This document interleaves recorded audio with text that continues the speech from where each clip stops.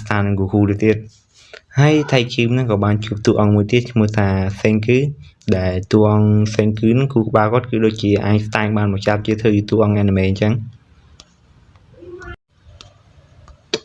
ហើយថៃគីនឹងបានមកប្រាប់អាយស្តែងថាខ្លួននឹងសារភាពស្នេហ៍ទៅលើមិត្តរួមថ្នាក់របស់ខ្លួនម្នាក់ឈ្មោះថាយីស្រីហា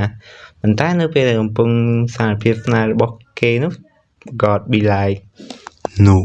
Thai you must not have a girlfriend ក៏បានជះ purify ទៅលើផែនដីធ្វើឲ្យមនុស្សកកទាំងអស់ហ្មង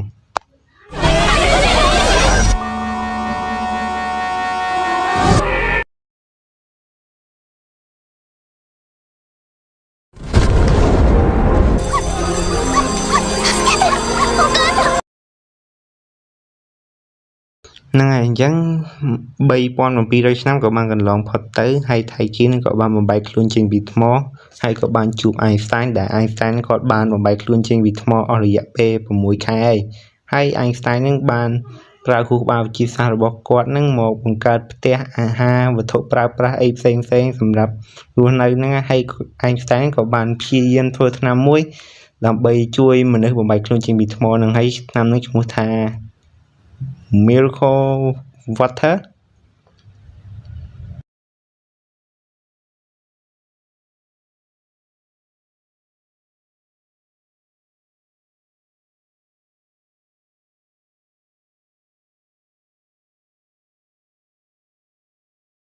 Miracle Fluid Water រាវអភូតហេតុនឹងហើយយ៉ាងខ្ញុំហៅថ្នាំនេះ Purify ហ្មងវាស្រួលស្ដាប់ជាងហើយរបៀបធ្វើថ្នាំ Purify គឺវាតាក់ទងទៅនឹងគីមីវិទ្យាអំពី acid nitric ដែលខ្ញុំមិនមែនវិទ្យាសាស្ត្រអ្វីទេប៉ុន្តែបើនិយាយវាស្រួលស្ដាប់ទៅគឺជាដំបូងយើងយកផ្លែត្រពាំងបាយជូរយកវាទៅជន់ចេញជាទឹករួចធ្វើជាស្រាហើយយើងយកវាទៅលាយនឹងដំណក់ទឹកក្រចៀវឬក៏ទឹកនំក្រចៀវហ្នឹងក្នុងរូងភ្នំហ្នឹងហើយកូរវាឲ្យសព្វរួចយើងយកវាទៅដឹកក្នុងឡទុកប្រហែលជាមួយខែ2ខែទៅបានថ្នាំ Purify ហើយងាយស្រួលណាស់ហ្នឹងហើយនៅពេលដែលបានថ្នាំ Purify នឹងមកសេងគឺនឹងក៏បានឲ្យថ្នាំហ្នឹងទៅថៃជីដើម្បីយកថ្នាំទៅជួយយឺស្រីហាប៉ុន្តែមិនដឹងមិនទេវតាប្រហែលជាចង់បែងបាក់គូព្រេងពីរនាក់ហ្នឹងដូចម្ដាយទុំបែងបាក់ទុំទាវអញ្ចឹងក៏បានប្រឡែងខ្លាមកដេញខំហើយធ្វើឲ្យសេងគឺតច្រកក៏បានយកថ្នាំហ្នឹងទៅជួយសិក្ខាសាដែលជាសិស្សម្នាក់ដ៏ខ្លាំងក្លានៅក្នុងទីក្រុងរបស់គេហើយសិក្ខាសាហ្នឹងគឺគាត់ពិតជាខ្លាំងមែនតើហ្មងដែលខ្ញុំមិនដឹងគាត់ស៊ីទេដែលសិក្ខាសាហ្នឹងគាត់អាចសម្លាប់តោដោយប្រើកណ្ដាប់ដៃបានហ្នឹងហើយដៃហ្នឹងសាច់ឆ្អឹងហ្នឹងយកទៅវាយតោទៅងាប់ហើយ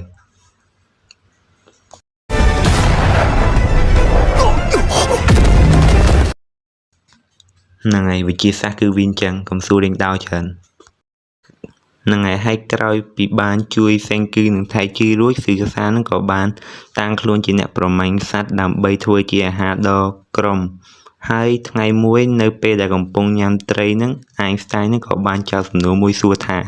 តើអ្វីទៅដែលសំខាន់ក្នុងការជួយឲ្យការរស់នៅងាយស្រួលហើយដោយសារតែពាក្យហ្នឹងគាត់ IQ គាត់ទាបពេកអាយស្តែនក៏បានប្រាប់ថាគឺកាល់ស្យូមកាបូណេតហ្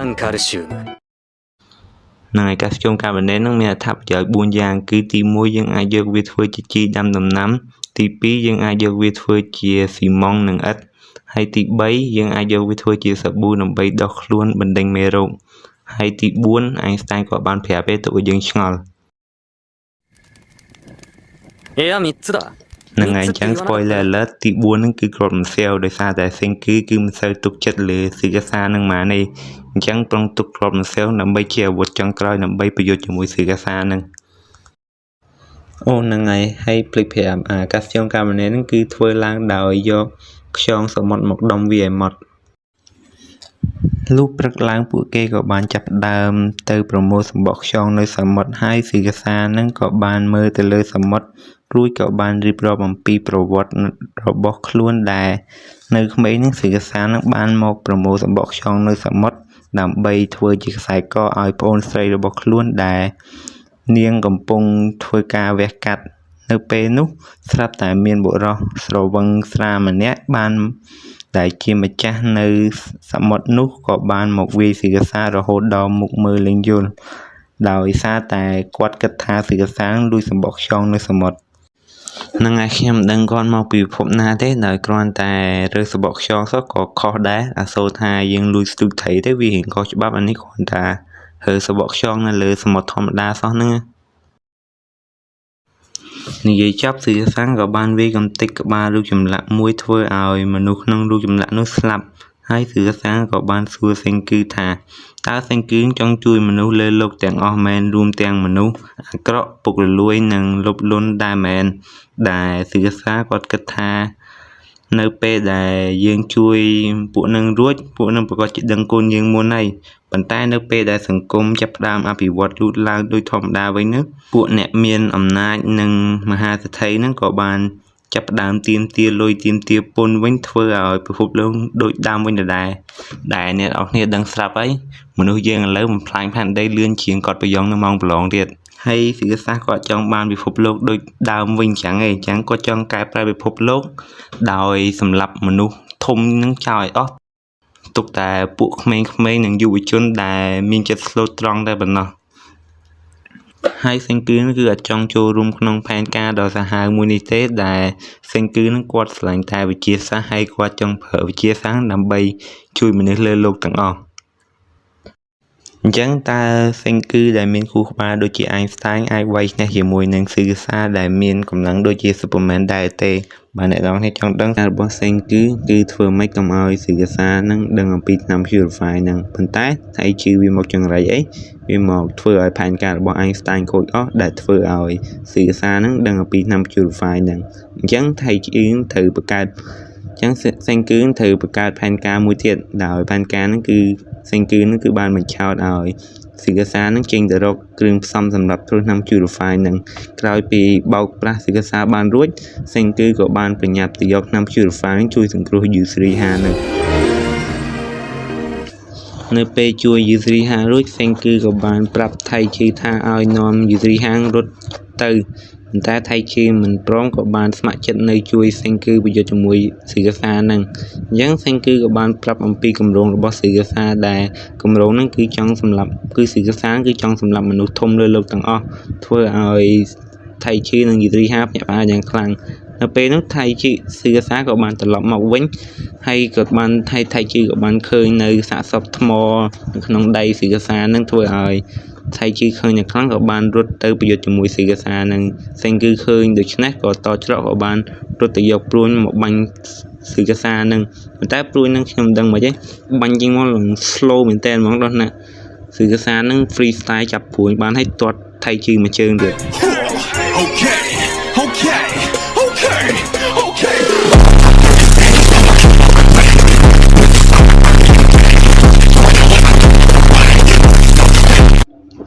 នៅពេលសេងគឺនឹងថៃជីប្រយុទ្ធចាញ់សិរសារួចសិរសានឹងក៏មិនប្រកាន់អីបានដែរគ្រាន់តែប្រាប់ឲ្យសេងគឺថា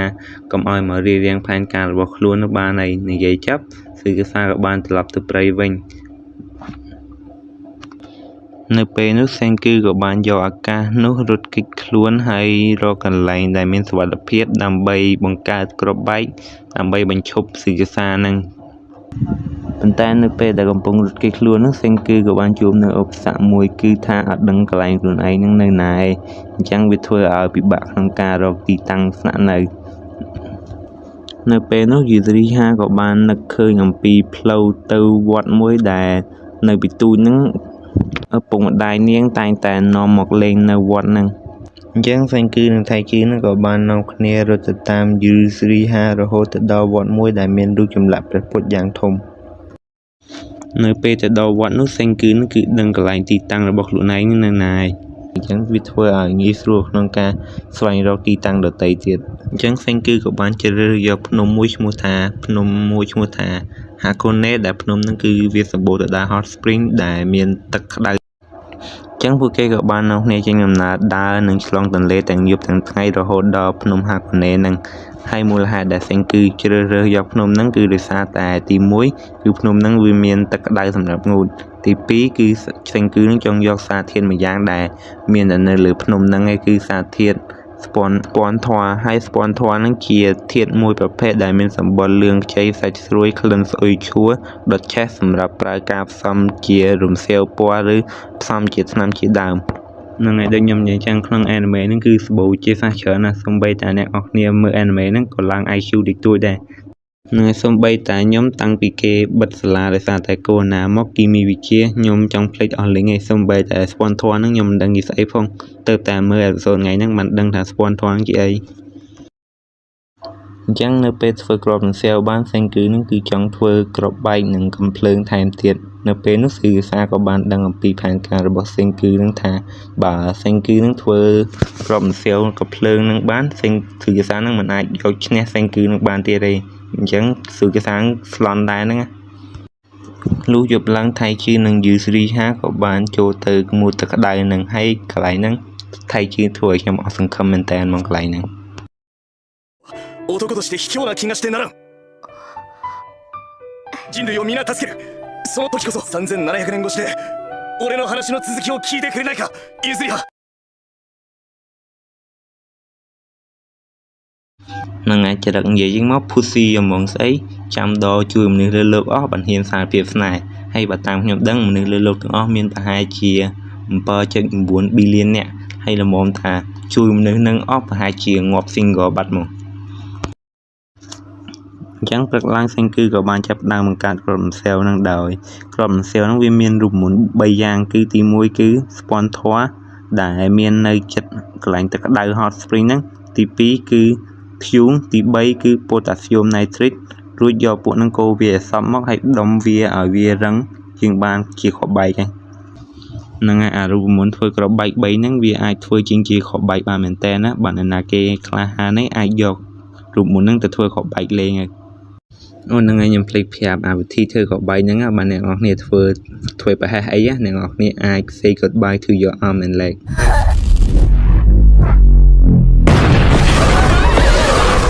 ក្រោយពីធ្វើក្របបែកបានជោគជ័យសេងគឺនឹងចង់ប្រើក្របបែកទៅចរចាជាមួយស៊ីកសានឹងពីព្រោះសេងគឺអត់ចង់ប្រហូរឈាមមួយស៊ីកសានឹងឯងប៉ុន្តែបើការចរចានឹងវាបរាជ័យប្រហែលជា2នាក់នឹងម្នាក់ក៏ត្រូវតែសម្លាប់ហើយនៅពេលនោះស្រាប់តែមានផ្សែងភ្លើងមួយហោះឡើងលើអាកាសដែលអាចថាជាសញ្ញាមួយដែលមនុស្សលើផែនដីហ្នឹងគឺមិនតន់ងាប់អស់ទេអញ្ចឹងសេងគឺបានប្រើអាកាសនោះយកក្របបែក3ទៅបំផ្ទុះធ្វើជាផ្សែងខ្មៅដែលជាសញ្ញាតបទៅវិញប៉ុន្តែការធ្វើបែបនេះគឺធ្វើឲ្យស៊ីកសានឹងដឹងអំពីកន្លែងលាក់ខ្លួនរបស់សេងគឺនឹងអញ្ចឹងស៊ីកសាក៏បានយកអាកាសនោះទៅចាប់យឺស៊ីហាធ្វើជាចំណាត់ខ្មាំងហើយគំរាមឲ្យសេងគឺនឹងប្រាប់អំពីរូបមន្តនៃថ្នាំ Purify ហើយនឹងឈប់បង្កើតក្របរំសាវទៀតសេងគឺអស់ជំរឿសក៏បានប្រាប់អំពីរូបមន្តនៃថ្នាំ Purify នឹងនៅពេលដែលដឹងអំពីរូបមន្តរួចស៊ីកសានឹងក៏គ្មានមូលហេតុអីដែលទុកឲ្យសេងគឺនៅរស់ទៀតដែរដោយសារតែសេងគឺនឹងគឺចេះតែមករៀបរៀងផែនការរបស់ខ្លួនប៉ុន្តែស៊ីកសានឹងបានផ្ដល់ឱកាសឲ្យសេងគឺថាបើសេងគឺនឹងឈប់លេងនឹងប្រើប្រាស់វិទ្យាសាស្ត្រស៊ីកសានឹងប្រហែលជាអាចទុកជីវិតឲ្យសេងគឺនឹងបានប៉ុន្តែប្រាប់ឲ្យសេងគឺនឹងឈប់លេងជាមួយវិទ្យាសាស្ត្រដូចជាប្រាប់ឲ្យក្មេងឈប់ប្រើទូរស័ព្ទចឹងអញ្ចឹងសេងគឺក៏បានគិតពិចារណារួចក៏បាននឹកឃើញការពីនៅតូចហ្នឹងសេងគឺនឹងមានបំណងប្រាថ្នាចង់ឡើងទៅភពអាកាសដោយសារតែបំណងប្រាថ្នាមួយនេះហើយទៅធ្វើឲ្យសេងគឺនឹងព្យាយាមសិក្សាអំពីវិទ្យាសាស្ត្រយ៉ាងខ្លាំងក្រោយពីគិតរួចសេងគឺនឹងក៏បានបដិសេធចឹងស៊ីកសាក៏បាននិយាយពាក្យលាទៅសេងគឺរួចក៏បានវាយបំបាក់ឆ្អឹងកធ្វើឲ្យសេងគឺនឹងងាប់ភ្លាមតែម្ដងចឹង anime ក៏បានចប់ fin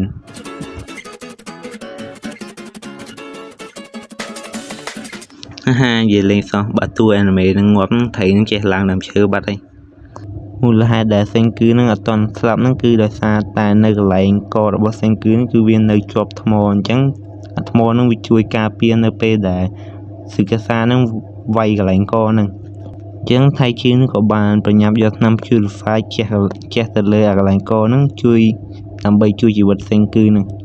នៅពេលនោះសេងគឺក៏បាននឹកឃើញអំពីការដែលខ្លួនបានបំបែកចេញពីថ្មលើកដំបូងហើយបានជួបពួកអាស្វា3នាក់ហ្នឹងដែលពួកអាស្វា3នាក់ហ្នឹងខំមើលសេងគឺនឹងបង្កើតភ្លើងដុំថ្មបង្កើតរវត់និងប្រមាញ់សัตว์រហូតដល់សង់ផ្ទះនិងមានកៅអៅពាក់ទៀតប៉ុន្តែ តែសេងគឺនឹងគឺនៅជួបការលំបាកយ៉ាងខ្លាំងដោយសារតែខ្លួនឯងនឹងមានតែម្នាក់ឯងអញ្ចឹងសេងគឺបានខិតខំប្រឹងប្រែងយ៉ាងខ្លាំងក្នុងការរកមធ្យោបាយដើម្បីជួយថៃជឺណាឥឡូវហ្នឹងថៃជឺនឹងក៏ខិតខំប្រឹងប្រែងជួយសេងគឺវិញផងដែរនៅពេលនោះសេងគឺក៏បានដឹងខ្លួនឡើងវិញហើយក៏បានអរគុណថៃជឺនិងយូស្រីហានឹងនៅពេលនោះយូស្រីហាស្រាប់តែសួរសេងគឺថាបើមនុស្សថ្មហ្នឹងវាបាក់បែកហ្នឹងបើយើងផ្គុំវាចូលឡើងវិញហើយយើងចេះណាំ purify ហ្នឹងតើយើងអាចជួយបានដែរឬទេហើយសេងគឺក៏បានឆ្លើយថាអត់បានទេបើយើងធ្វើអញ្ចឹងទៅវាចេញជាសាកសពទៅទេវិញហ្មងហើយសេងគឺក៏បានមកចិត្តយូស្រីហាហើយក៏បានផ្ដល់ mission មួយថាឲ្យថៃជីនិងយូស្រីហាហ្នឹងទៅលួចស៊ើបអង្កេតនិងតាមដានសកម្មភាពរបស់ស៊ឺសានឹងដោយសារតែស៊ឺសាឥឡូវគិតថាសេងគឺស្លាប់ហើយអញ្ចឹងសេងគឺចង់ប្រើឱកាសនោះដើម្បីទៅប្រមូលកម្លាំងនឹងមនុស្សដើម្បីបង្កើតអាវុធវិទ្យាសាស្ត្រហើយទៅប្រយុទ្ធជាមួយស៊ឺសានឹងម្ដងទៀតនិយាយគ្នាចប់ពួកគេក៏បានចែកផ្លូវគ្នានៅពេលស៊ឺសាកំពុងតែដើរនឹងស្រាប់តែមានក្មេងស្រីម្នាក់កំពុងមកដើរតាមខ្លួនហើយស៊ឺសាគិតថាក្មេងស្រីម្នាក់នឹងប្រហែលជាត្រូវបានថៃជីនិងយូស្រីហានឹងជួយហើយនៅពេលដែលស៊ឺសានឹងកំពុងភ្លេចខ្លួនក្មេងស្រីម្នាក់នោះក៏បានទាញកាំបិតពីរមកកាប់ស៊ឺសានឹងហើយមូលហេតុដែលនាងមកវាយស៊ឺសាគឺដោយសារតែនាងបានឃើញស៊ឺសានឹងចាប់យូស្រីហាងធ្វើជាចំណាត់ខ្មាំងហើយគំរាមសេងគឺហើយសម្រាប់សេងគឺទៀតដែលមូលហេតុនេះឲ្យធ្វើឲ្យនាងខឹងយ៉ាងខ្លាំងហើយស៊ឺសាគិតថាក្មេងស្រីម្នាក់ហ្នឹងមិនសូវខ្លាំងម៉ានទេហើយក៏មិនខ្វល់ម៉ានដែរអញ្ចឹងស៊ឺសាក៏បាននិយាយពាក្យលាហើយក៏បានវាយម្ដាយហើយកាប់ដើមឈើមកសង្កត់ពីលើនាងតែម្ដងនៅពេលនោះសេងគឺបានឃើញហើយក៏បានរត់មកជួយនាងដោយប្រើធរនិមិត្តដោយសេងគឺនឹងបានបង្កើតឧបករណ៍មួយដែលអាចលើកឈើនឹងកើតនៅពេលដែលជួយនាងរួចនាងក៏បានអរគុណហើយក៏បានប្រាប់ឈ្មោះរបស់នាងថានាងគឺឈ្មោះកូហាគឺហើយកូហាគឺនឹងជួយចិត្តសេងគឺដែលធ្វើឲ្យសេងគឺច្រឡំស្មានថានាងលួចស្រឡាញ់ខ្លួនដែលធ្វើឲ្យពីរនាក់នឹងឆ្លោះគ្នាបន្តិចតួចទៅក្រោយមកកូហាគឺនឹងក៏ចង់ជួយសេងគឺនឹងអញ្ចឹងនាងក៏បាននាំសេងគឺទៅភូមិរបស់នាងដើម្បីសហការគ្នាប្រយុទ្ធជាមួយស៊ឺសានឹងក៏បានឃើញកូហាគឺនឹងលើកធុងទឹកដ៏ធ្ងន់មួយអញ្ចឹងហើយសេងគឺនឹងគេចង់ធ្វើចរិតពណ៌ស្អាតក៏បានស្ម័គ្រចិត្តទៅលើកទឹកនឹងជំនួសប៉ុន្តែសេងគឺនឹងគិតតែហាត់ពីខួរក្បាលអត់ដែលហាត់ពីរាងកាយទេអញ្ចឹងកម្លាំងគឺអន់ជាងស្រីទៅទៀតដោយដឹងថារាងកាយនិងកម្លាំងរបស់ខ្លួនឯងអន់ហើយអញ្ចឹងហើយសេងគឺនឹងក៏បានប្រើខួរក្បាលវិទ្យាសាស្ត្ររបស់ខ្លួននឹងដើម្បីទៅបង្កើតយានជំនិះមួយដើម្បីនាំពួកគេទៅភូមិនឹងលឿននៅពេលទៅដល់ភូមិនឹងហើយភូមិនឹងគឺវាមានលក្ខណៈគួរសមមិនធំប្រមាណទេដែលភូមិមួយហ្នឹងគឺវាមានប្រជាជនចំនួន40នាក់ហើយមានផ្ទះចំនួន13នាក់អញ្ចឹងហើយក្នុងមួយផ្ទះហ្នឹងមានសមាជិកប្រហែលជា2ទៅ4នាក់ឯងនៅពេលដែលសេងគឺចង់ចូលទៅក្នុងភូមិហ្នឹងក៏ត្រូវបានអ្នកយាម2នាក់ហាមមិនឲ្យចូល Xin thô, bi xin. Anh mới là pi đây phù mà anh ấy. ហើយអ្នកយាម2នាក់ហ្នឹងអត់ឲ្យសេងគឺចូលគឺដោយសារតែវិន័យក្នុងភូមិហ្នឹងគឺថាហាមអ្នកក្រៅចូលទៅក្នុងភូមិហ្នឹងទោះបីជាសេងគឺនឹងជួយជីវិតកូហាគឺនឹងក៏ដោយអញ្ចឹងហើយកូហាគឺនឹងក៏ខឹងយ៉ាងខ្លាំងក៏បានបបួលអ្នកយាម2នាក់ហ្នឹងវាយពីមួយហើយដោយសារតែពួកហ្នឹងវាខ្លាចពេកវាហ៊ានវាយឯងអញ្ចឹងសេងគឺនឹងក៏បានយកសាប៊ូផ្លុំធ្វើពេកប៉ោងហើយនៅពេលអ្នកយាម2ហ្នឹងវាឃើញពេកប៉ោងហ្នឹងគឺវាភ័យស្លន់ដល់នឹងជាស្អីគឺដូចជាកូនក្មេងយក3ឆ្នាំអញ្ចឹងប៉ុន្តែនៅក្នុងភូមិហ្នឹងប្រហែលជាមានអ្នកចេះដឹងអំពីវិទ្យាសាស្ត្រតិចតួចដែរតែបានប្រាប់អ្នកយាម2ហ្នឹងថាអាហ្នឹងគ្រាន់តែជាពេកប៉ោងចេញមកពីទឹកទេវាមិនមែនវត្ថុចម្លែកមកគុំចម្លែកស្អីទេហើយអ្នកប្រាប់ហ្នឹងមានឈ្មោះថា Chrome ហើយអ្នកនិពន្ធហ្នឹងដូចជាខ្វះឈ្មោះដាក់ដោយទៅផ្ទះ Google Chrome ចូលកណ្ដាលមុខគ្នាហើយហៅគ្នាថា Chrome យកមកហើយ Chrome ហ្នឹងបានបបួលសេងគឺហ្នឹងទៅប្រកួតវិទ្យាសាស្ត្រមួយគ្នាហ្នឹងហើយបបួលសេងគឺប្រកួតវិទ្យាសាស្ត្រដូចជាក្មេងថ្នាក់ទី1ហ្នឹងបបួលក្មេងថ្នាក់ទី12ប្រកួតគណិតចឹងអញ្ចឹង Chrome ហ្នឹងក៏បានអួតនឹងបង្ហាញនៅអំពីវិទ្យាសាស្ត្ររបស់ខ្លួនដែល Chrome ហ្នឹងគឺអាចធ្វើឲ្យភ្លើងហ្នឹងប្រែពណ៌បានធ្វើឲ្យមនុស្សជុំវិញខ្លួនហ្នឹងភ្ញាក់ផ្អើលយ៉ាងខ្លាំងប៉ុន្តែចំពោះសេងគឺវិញគឺមើលទៅគឺដូចជាកូនក្មេងលេងជាមួយភ្លើងចឹងដោយ Chrome ហ្នឹងគឺគ្រាន់តែកុំព្យូទ័រនិងស្ពាន់ធម៌ចូលទៅក្នុងភ្លើងហ្នឹងធ្វើឲ្យភ្លើងហ្នឹងប្រែពណ៌នៅពេលដែលវិទ្យាសាស្ត្ររបស់ខ្លួនហ្នឹងបោកសេងគឺមិនកើត Chrome ហ្នឹងក៏បានទាញយកវត្ថុវិទ្យាសាស្ត្រចុងក្រោយរបស់ខ្លួនដែលអាចបង្កើតចេញជាចរន្តអគ្គិសនីបាន ហើយអាហ្នឹងវាគ្មានអីហ្មងដែរហ្នឹងគ្រាន់តែយកស្ពាន់ធម៌ចូលទៅដុតវាឲ្យវាចេញជារូបរាងមកបានណាអាហ្នឹងមនុស្សយើងហកឃើញនៅសតវត្សទី12ហើយបើយើងយកអាហ្នឹងទៅញីជាមួយនឹងកណាត់វាអាចបង្កើតជាចរន្តអគ្គិសនីខ្លាំងជាងហ្នឹងទៀតនៅពេលដែលវិទ្យាសាស្ត្ររបស់ខ្លួននឹងចាញ់សេងគឺនឹងក្រុមនឹងក៏បានបបួលសេងគឺនឹងប្រកួតកណិតវិញម្ដងថាបើសេងគឺអាចយកឈ្នះក្រុមនឹងបានក្រុមនឹងឲ្យសេងគឺចូលទៅក្នុងផ្ទះរបស់ក្រុមនឹងមិនតែបើសេងគឺនឹងចាញ់សេងគឺត្រូវតែចេញពីភូមិរបស់ពួកគេវិញ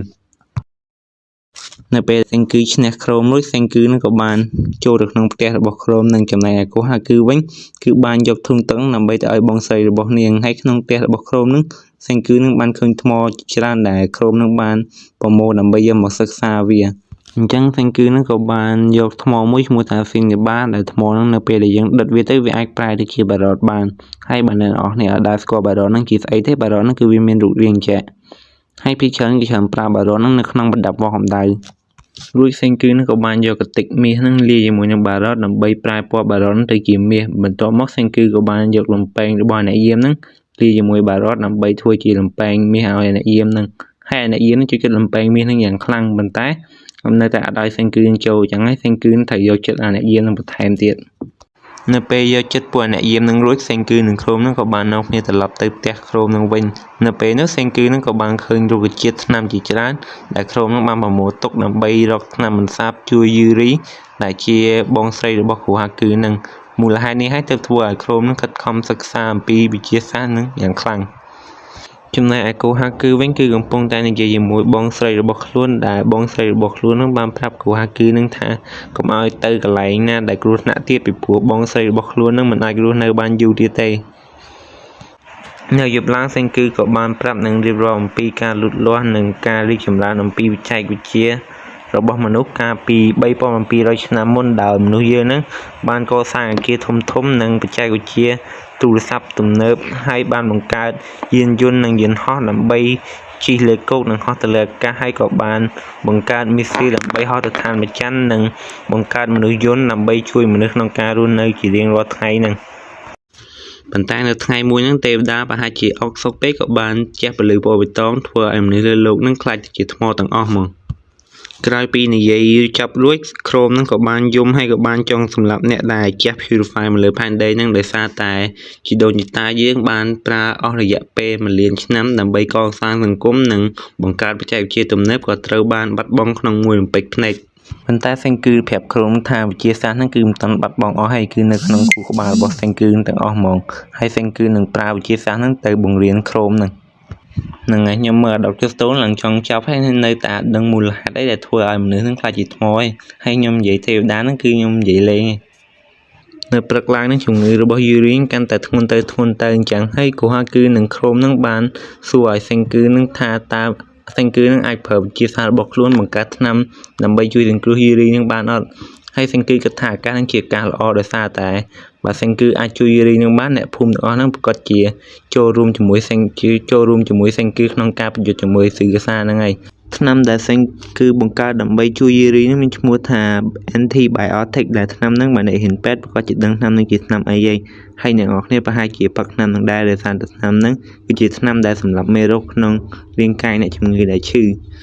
ហើយថ្នាំហ្នឹងត្រូវគេបង្កើតឡើងនៅក្នុងសតវត្សទី20ហើយវិធីធ្វើថ្នាំហ្នឹងវាពាក់ព័ន្ធទៅនឹងវិទ្យាសាស្ត្រជាច្រើនដូចជា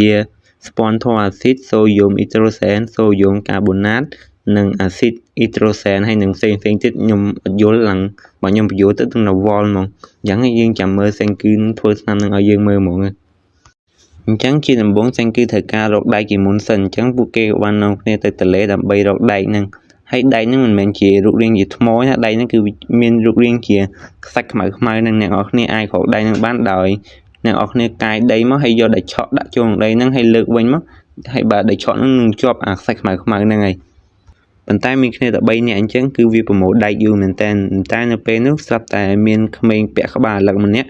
មកជួយសេងគឺប្រមូលដែកហ្នឹងដោយក្មេងហ្នឹងនៅក្នុងភូមិហ្នឹងគេអត់សូវមានណាគេនិយាយរកជាមួយដោយសារក្មេងហ្នឹងចម្លែកពេកអញ្ចឹងហើយក្មេងហ្នឹងចង់មកជួយសេងគឺហ្នឹងហើយក្មេងហ្នឹងមានឈ្មោះថាស៊ីកា ក្រោយពីប្រមូលសាច់ដែករួចពួកគេក៏បាននាំគ្នាទៅបង្កើតដែកហើយវិធីបង្កើតដែកហ្នឹងគឺវាមិនងាយស្រួលទេដោយសារតែការធ្វើដែកហ្នឹងវាត្រូវការកម្ដៅ1500អង្សាសេចឹងហើយទោះបីជា4នាក់ហ្នឹងខំប្រឹងកាត់ភ្លើងមួយយប់តភ្លឺក៏ដោយក៏នៅតែមិនអាចបង្កើតដែកហ្នឹងបានដែរអញ្ចឹងហើយពួកគេត្រូវការកម្លាំងអ្នកភូមិហ្នឹងមកជួយបង្កើតកាត់ភ្លើងឲ្យវាក្តៅដើម្បីរំលាយដែកហ្នឹងសេងគឺក៏បានកាត់រងមធ្យោបាយដើម្បីតាក់ទាញអ្នកភូមិហ្នឹងឲ្យមកជួយបង្កើតភ្លើងដើម្បីបង្កើតដែកហ្នឹងតែនៅពេលនោះស៊ឺការហ្នឹងក៏បានស្ម័គ្រចិត្តទៅចូលភូមិហ្នឹងដើម្បីស៊ើបសួរថាតើអ្នកភូមិហ្នឹងចង់បានអីក្រោយពីស៊ើបសួររួចស៊ឺការហ្នឹងបានប្រាប់សេងគឺថាអ្នកភូមិហ្នឹងចង់បានម្ហូបឆ្ងាញ់អញ្ចឹងសេងគឺបានបង្កើតមីជប៉ុនមួយឈ្មោះថាមីរ៉ាមែនដោយ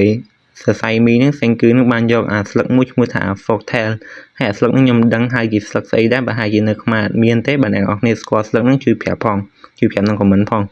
ងបន្ទាប់មកដោយសារតែនៅសម័យហ្នឹងគេអត់មានពងមាន់អញ្ចឹងសេងគឺនឹងបានយកពងចាបដាក់ចូលហើយលាយជាមួយនឹងកាល់ស្យូមកាបូនអេតប៉ូតាស្យូមកាបូណេតហើយអាមីហ្នឹងមនុស្សយើងបង្កើតឡើងដំបូងនៅសតវត្សទី4នៅក្នុងប្រទេសម៉ុងហ្គោលនៅពេលធ្វើមីនឹងរួចពួកគេក៏បាននាំគ្នាភ្លក់មើលមីនឹងដោយខ្រូមខွာគឺនឹងស៊ឺការហ្នឹងនៅពេលដែលញ៉ាំមីនឹងរួចគាត់ថាមីនឹងគឺជាម្ហូបដែលទេវតាដូចតម្លាក់មកឲ្យអញ្ចឹងចំណែកអាសេងគឺវិញ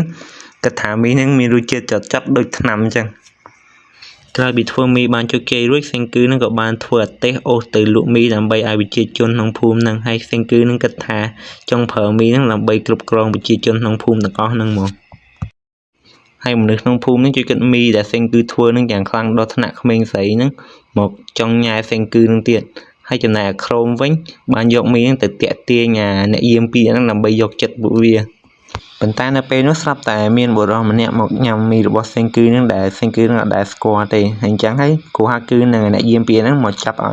បុរសម្នាក់ហ្នឹងសួរហើយអាមួយហ្នឹងគឺវាត្រូវสื่อសារហ្នឹងបញ្ជាមកឲ្យខ្លងមើលសេងគឺថាសេងគឺនឹងរស់អត់អញ្ចឹងនៅពេលដែលអ្នកភូមិញ៉ាំមីរបស់សេងគឺរួចសេងគឺក៏បានប្រាប់ថាអ្នកដែលញ៉ាំមីរបស់សេងគឺទាំងអស់ហ្នឹងគឺត្រូវតែធ្វើការឲ្យសេងគឺនឹងអញ្ចឹងសេងគឺបានចាប់អ្នកភូមិនិងបុរសមកថ្មីហ្នឹងទៅផ្លុំភ្លើងទៅកាត់ភ្លើងដើម្បីធ្វើដែកនៅពេលដែលសេងគឺប្រើអ្នកភូមិឲ្យប្រកាត់ភ្លើងហ្នឹងសេងគឺនឹងក៏បានយកឱកាសហ្នឹងទៅនិយាយជាមួយបុរសដែលមកថ្មីហ្នឹងដោ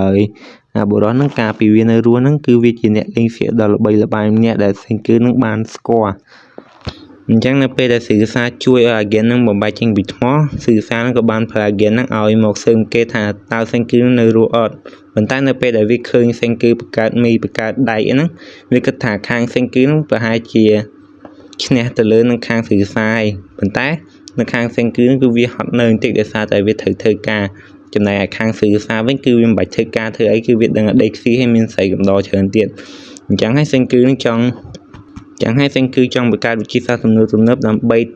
តាក់ទាញagent ហ្នឹងឲ្យមកចូលខាងសេងគឺនឹងវិញអញ្ចឹងក្រៅពីការជួយបង្កាត់ភ្លើងរបស់អ្នកភូមិហ្នឹងមកយប់តភ្លើងហ្នឹងសេងគឺនឹងក៏បានបង្កើតដែកតភាពពីវីដេអូមុនរបស់យើងដែលយើងបាននៅថាសេងគឺនឹងចង់បង្កើតវិធីសាស្ត្រទំនើបដើម្បីតាក់ទាញឲ្យagent ហ្នឹងមកបដូរខាងពីស៊ីកាសាមកខាងសេងគឺវិញអញ្ចឹងហើយសេងគឺនឹងចង់បង្កើតម៉ាស៊ីនភ្លើងដើម្បីបង្កើតចរន្តអគ្គិសនីហើយដើម្បីបង្កើតម៉ាស៊ីនភ្លើងហ្នឹងសេងគឺត្រូវការដែកឆក់និងចរន្តអគ្គិសនីនៅពេលនោះស្រាប់តែមានភ្លៀងព្យុះក៏រន្ទះយ៉ាងខ្លាំងមកធ្វើឲ្យផែនការរបស់សេងគឺខូចអស់ដោយសារតែសេងគឺអត់ទាន់បានរៀបចំគ្រប់គ្រាន់ក្នុងការទាញយកចរន្តអគ្គិសនីទេអញ្ចឹងហើយសេងគឺក៏បានបន្ថយយកឱកាសនេះទៅចាប់យកអន្ទាក់បាញ់ដើម្បីធ្វើជាចរន្តអគ្គិសនីតែម្ដងពីព្រោះសេងគឺអត់ដឹងថាតើពេលណាដែលវាអាចភ្លៀងបានដូចអញ្ចឹងទៀតទេដោយសារតែពិភពលោកគឺវាអាកាសធាតុវាទៀងទាត់អញ្ចឹងវិញគឺបានប្រមូលគ្នាទៅកន្លែងណាដែលខ្ពស់ដើម្បីចាប់យកអន្ទាក់បាញ់ធ្វើជាចរន្តអគ្គិសនីហើយការចាប់យកអន្ទាក់បាញ់ធ្វើជាចរន្តអគ្គិសនីហ្នឹងមិនមែនយើងដើរទៅកាន់ដែកឲ្យអន្ទាក់បាញ់ឆក់ងាប់ទេណាអញ្ចឹងការចាប់យកដែកធ្វើជាចរន្តអគ្គិសនីដើម្បីធ្វើជាដែកឆក់ហ្នឹងសេងគឺនឹងបានយកដែកហ្នឹងរុំព័ទ្ធជាមួយនឹងខ្សែស្ពាន់ហើយខ្សែស្ពាន់ហ្នឹងគឺដូចជាខ្សែភ្លើងយើងប្រើថ្ងៃអញ្ចឹងហើយខ្សែហ្នឹងគឺវាធ្វើចេញមកពីស្ពាន់ប៉ុន្តែនៅពេលនោះស្រាប់តែមានពួកអត់ប្រយោជន៍3នាក់មករំខានដែលមេរបស់វាមានឈ្មោះថាម៉ាគូម៉ានៅពេលនោះជីននឹងក៏បានឃើញជីននឹងក៏បានមកជួយសេងគឺដោយជីននឹងបានលេងសៀកដាក់ពួក3នាក់ហ្នឹងធ្វើឲ្យពួកវាគិតថាជីននឹងចេះសិលវិតមុនចម្លែងអញ្ចឹងហើយពួកវាអត់ហ៊ានមករំខានទេអញ្ចឹងដើម្បីចាប់យកអន្ទាក់បាញ់ហ្នឹងពួកគេត្រូវការឈើវែងដើម្បីភ្ជាប់ជាមួយនឹងដែកហ្នឹងនៅពេលនោះគូហាគឺនឹងក៏បានយកលំពែងមាសរបស់អាគីនដូហ្នឹងមកចាំអន្ទាក់បាញ់ធ្វើឲ្យលំពែងមាសរបស់វាខ្លាចជាផែអស់លីងមកក្រោយពីអន្ទាក់បាញ់ត្រូវដែករួចដែកហ្នឹងក៏បានប្រែកាយទៅជាដែកឆក់ អញ្ចឹងម៉ាស៊ីនភ្លើងដែលសេងគីរកបង្កើតហ្នឹងគឺម៉ាស៊ីនហ្នឹងត្រូវការកម្លាំងមនុស្សដើម្បីបង្កើតចរន្តអគ្គិសនីអញ្ចឹងហើយសេងគីបានយកស្ពាន់ហ្នឹងទៅបង្កើតជារង្វង់មូលដ៏ធំពីររួចសេងគីបានយកខ្សែភ្លើងហ្នឹងលាយជាមួយនឹងផូស្វែរអាស៊ីតនៅពេលនោះជីនហ្នឹងក៏បានសួរសេងគីថាហេតុអីមាត់របស់សេងគីប៉ោងអញ្ចឹងហើយសេងគីក៏បានប្រាប់ថាដោយសារតែសេងគីនឹងប្រតិកម្មជាមួយនឹងផូស្វែរអាស៊ីតល្ងាចឡើងពួកគេក៏បានបង្កើតម៉ាស៊ីនភ្លើងរួចរាល់ដែរម៉ាស៊ីនភ្លើងហ្នឹងគឺត្រូវការកម្លាំងមនុស្សមកបង្វិលដើម្បីបង្កើតជាចរន្តអគ្គិសនីអញ្ចឹងហើយសេងគីនឹងបានហៅអ្នកយាម2នាក់ហ្នឹងមកជួយបង្វិលដើម្បីបង្កើតចរន្តអគ្គិសនីក្រោយពីបានបង្វិលគ្រប់ចរន្តអគ្គិសនីរួចសេងគីនឹងក៏បានបង្កើតអំពូលភ្លើងជាលើកដំបូងដោយប្រើចរន្តអគ្គិសនីនៅលើពិភពលោកនេះក្រោយមកពួកគេក៏បាននាំគ្នាទៅជួបជុំគ្នាដើម្បីនិយាយអំពីអាជីននឹងក្រោយពីអាជីននឹងបានឃើញសេងគីបង្កើនពូភ្លើងមកជីននឹងក៏បានគិតអំពីការដែលសិក្សាបានជួយអាជីននឹងបំបែកចេញពីថ្មជាលើកដំបូងនឹងដែលអាជីននឹងធ្លាប់ជួបសិក្សាម្ដងដែរនៅក្នុងកម្មវិធីទូរទស្សន៍មួយហើយនៅក្រៅខ្នងរបស់សិក្សាគឺសិតតែរូបចម្លាក់ឯសិក្សានឹងគាត់ថាចង់ជួយបន្ទាប់មកសិក្សានឹងក៏បាននាំជីនទៅកន្លែងដែលសេងគីបានរត់គេចហ្នឹងហើយបានឲ្យជីននឹងទៅស្វែងរកសេងគីថាតើសេងគីនៅរស់អត់នៅពេលដែលជីននឹងកំពុងកាត់ភ្លេចខ្លួនអាម៉ាគឺម៉ានឹងក៏បានមកសម្លាប់ជីននឹងប៉ុន្តែនៅក្នុងខ្លួនរបស់ជីននឹងវាលាក់របស់លេងសៀកជាច្រើនចឹងហើយរបស់នឹងវាបានជួយជីវិតអាជីននឹងនៅពេលនោះសេងគីក៏បានឃើញសេងគីក៏បានយកជីននឹងទៅព្យាបាលរបួសព្រឹកឡើងពួកគេក៏បាននិយាយអំពីការប្រកួត tournament ដែលចាប់ផ្ដើមនៅពី3ថ្ងៃទៀតហើយអ្នកដែលឈ្នះនៅក្នុង tournament ហ្នឹងគឺអាចរៀបការជាមួយនឹងកូនស្រីរបស់មេភូមិហ្នឹងហើយក៏អាចខ្លាចជាមេភូមិដែរហើយអាម៉ាគឺម៉ាដែលបានមកសម្លាប់ជីនហ្នឹងគឺវាចង់ចូល tournament ហ្នឹងដើម្បីធ្វើជាមេភូមិហើយវាចង់សម្លាប់យីរីថែមទៀតដោយសារតែយីរីហ្នឹងមានជំងឺចម្លែកអញ្ចឹងហើយក្រុមរបស់សេងគឺនឹងក៏បានចុះឈ្មោះចូលប្រកួត tournament ហ្នឹងហើយគូហាគឺនឹងបានសួរអ្នកយាមពីរហ្នឹងថាតើវាចង់រៀបការជាមួយស្រីស្អាតអត់អញ្ចឹងហើយពួកវាក៏បានចូលរួមនៅក្រុមសេងគឺទៅបន្ទាប់មកគូហាគឺនឹងក៏បានវឹកហាត់អ្នកយាមពីរហ្នឹងឲ្យវាមានឱកាសខ្ពស់ដើម្បីយកឈ្នះអាម៉ាគឺម៉ានៅក្នុង tournament ហ្នឹងចំណែកឯក្រុមវិញគឺបានទៅរៀនអំពីវិទ្យាសាស្ត្រជាមួយនឹងសេងគឺនៅព្រឹកឡើងជីននឹងក៏បានរួចគេចខ្លួនដោយយប់មិញនឹងសេងគឺនឹងបានសន្យាជាមួយជីននឹងថាសេងគឺនឹងធ្វើកូកាកូឡាឲ្យផឹកអញ្ចឹងហើយជីននឹងក៏បានស្ម័គ្រចិត្តចូលទៅក្រុមសេងគឺហើយក៏បានរត់ទៅប្រាប់សិកាសាថាសេងគឺគឺស្លាប់ហើយបន្ទាប់មកសេងគឺនឹងក៏ចង់បង្កើតកញ្ចក់វិញម្ដងដោយមូលហេតុមាន2គឺទី1សេងគឺចង់ធ្វើជាវ៉ែនតាដើម្បីឲ្យសិកានឹងដោយសារតែសិកានឹងមានភ្នែកមញោកមើលអត់ទៅច្បាស់ទី2សេងគឺនឹងចង់បង្កើតកែវនឹងដើម្បីទុកដាក់សារធាតុគីមីដើម្បីធ្វើថ្នាំឲ្យយូរីនឹងហើយរបៀបធ្វើកញ្ចក់ហ្នឹងបានអ្នកនរគ្នាធ្លាប់លេងមិនកាមអ្នកនរគ្នាប្រកាសជាដឹងធ្វើមិនខ្មិចហើយដែលយើងយកសាច់ហ្នឹងទៅដុតក្នុងឡក្រោយពីដុតសាច់ក្នុងឡមកយប់តភ្លឺរួចសេងគឺនឹងក៏បានលាយជាមួយនឹងសារធាតុគីមីម្យ៉ាងដែលខ្ញុំអត់ស្គាល់ទេរួចយើងក៏បានបង្កើតកញ្ចក់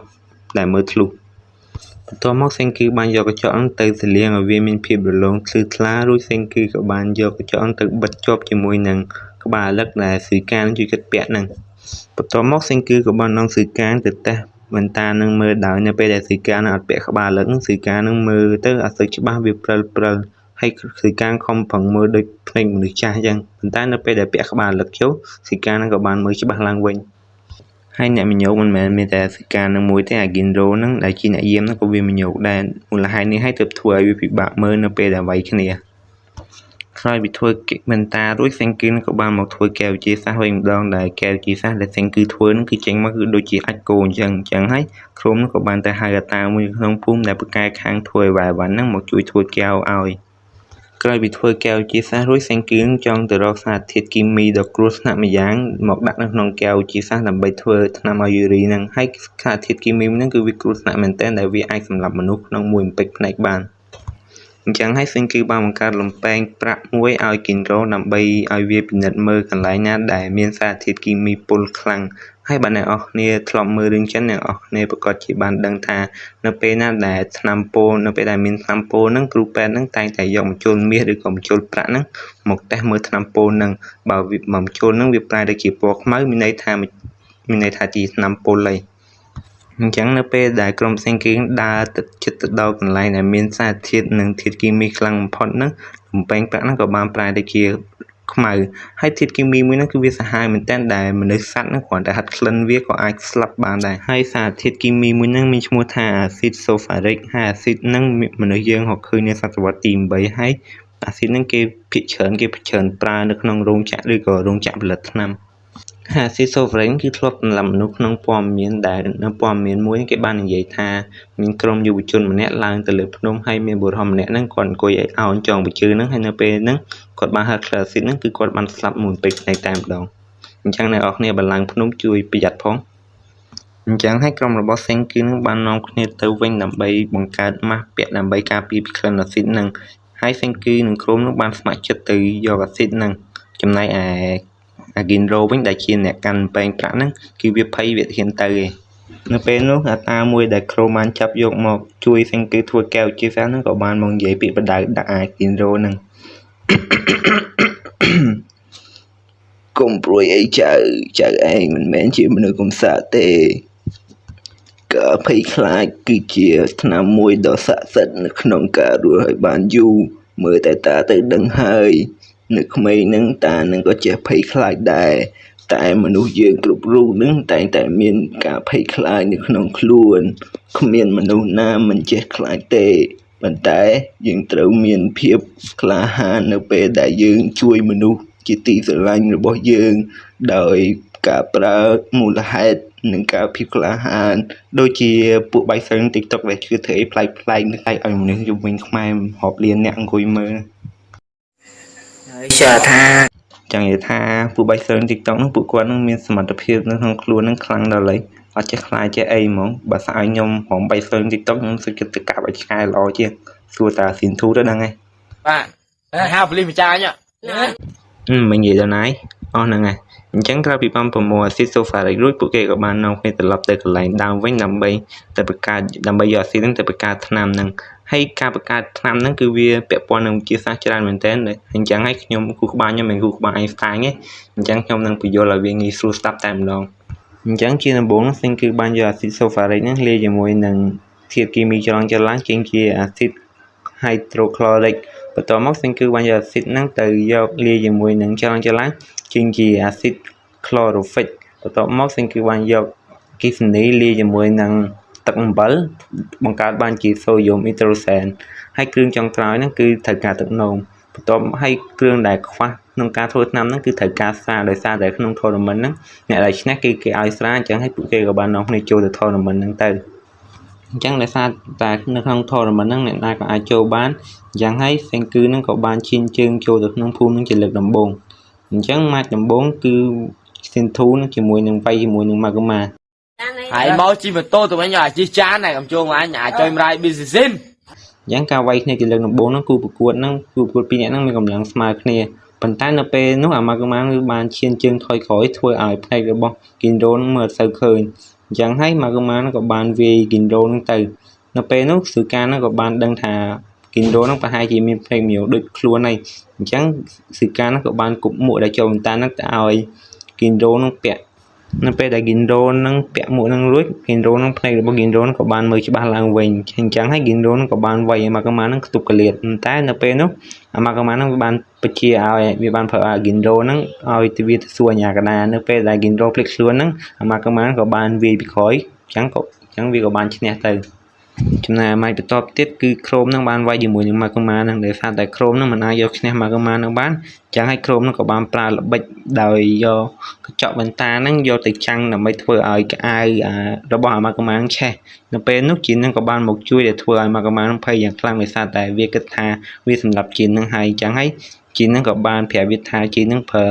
វិតាមីនចម្លែកដើម្បីចាប់ជីនមកវិញហើយវានឹងដាក់ផ្ដាសាថាបើម៉ាកូម៉ានឹងហ៊ានតែកម្រើខ្លួននឹងវាបេះដូងវានឹងផ្ទុះដោយសារតែម៉ាកូម៉ានឹងវាភ្លើពេកវាក៏ជឿទៅអញ្ចឹងនៅពេលដែលកៅវាត្រូវពលឺថ្ងៃចាំងពីកញ្ចក់នឹងយូរពេកកៅវាក៏ចាប់ផ្ដើមឆេះអញ្ចឹងយើងចូលដល់មកចុងក្រោយគឺសេងគឺប្រគួតជាមួយនឹងក្រូមដោយសារតែក្រូម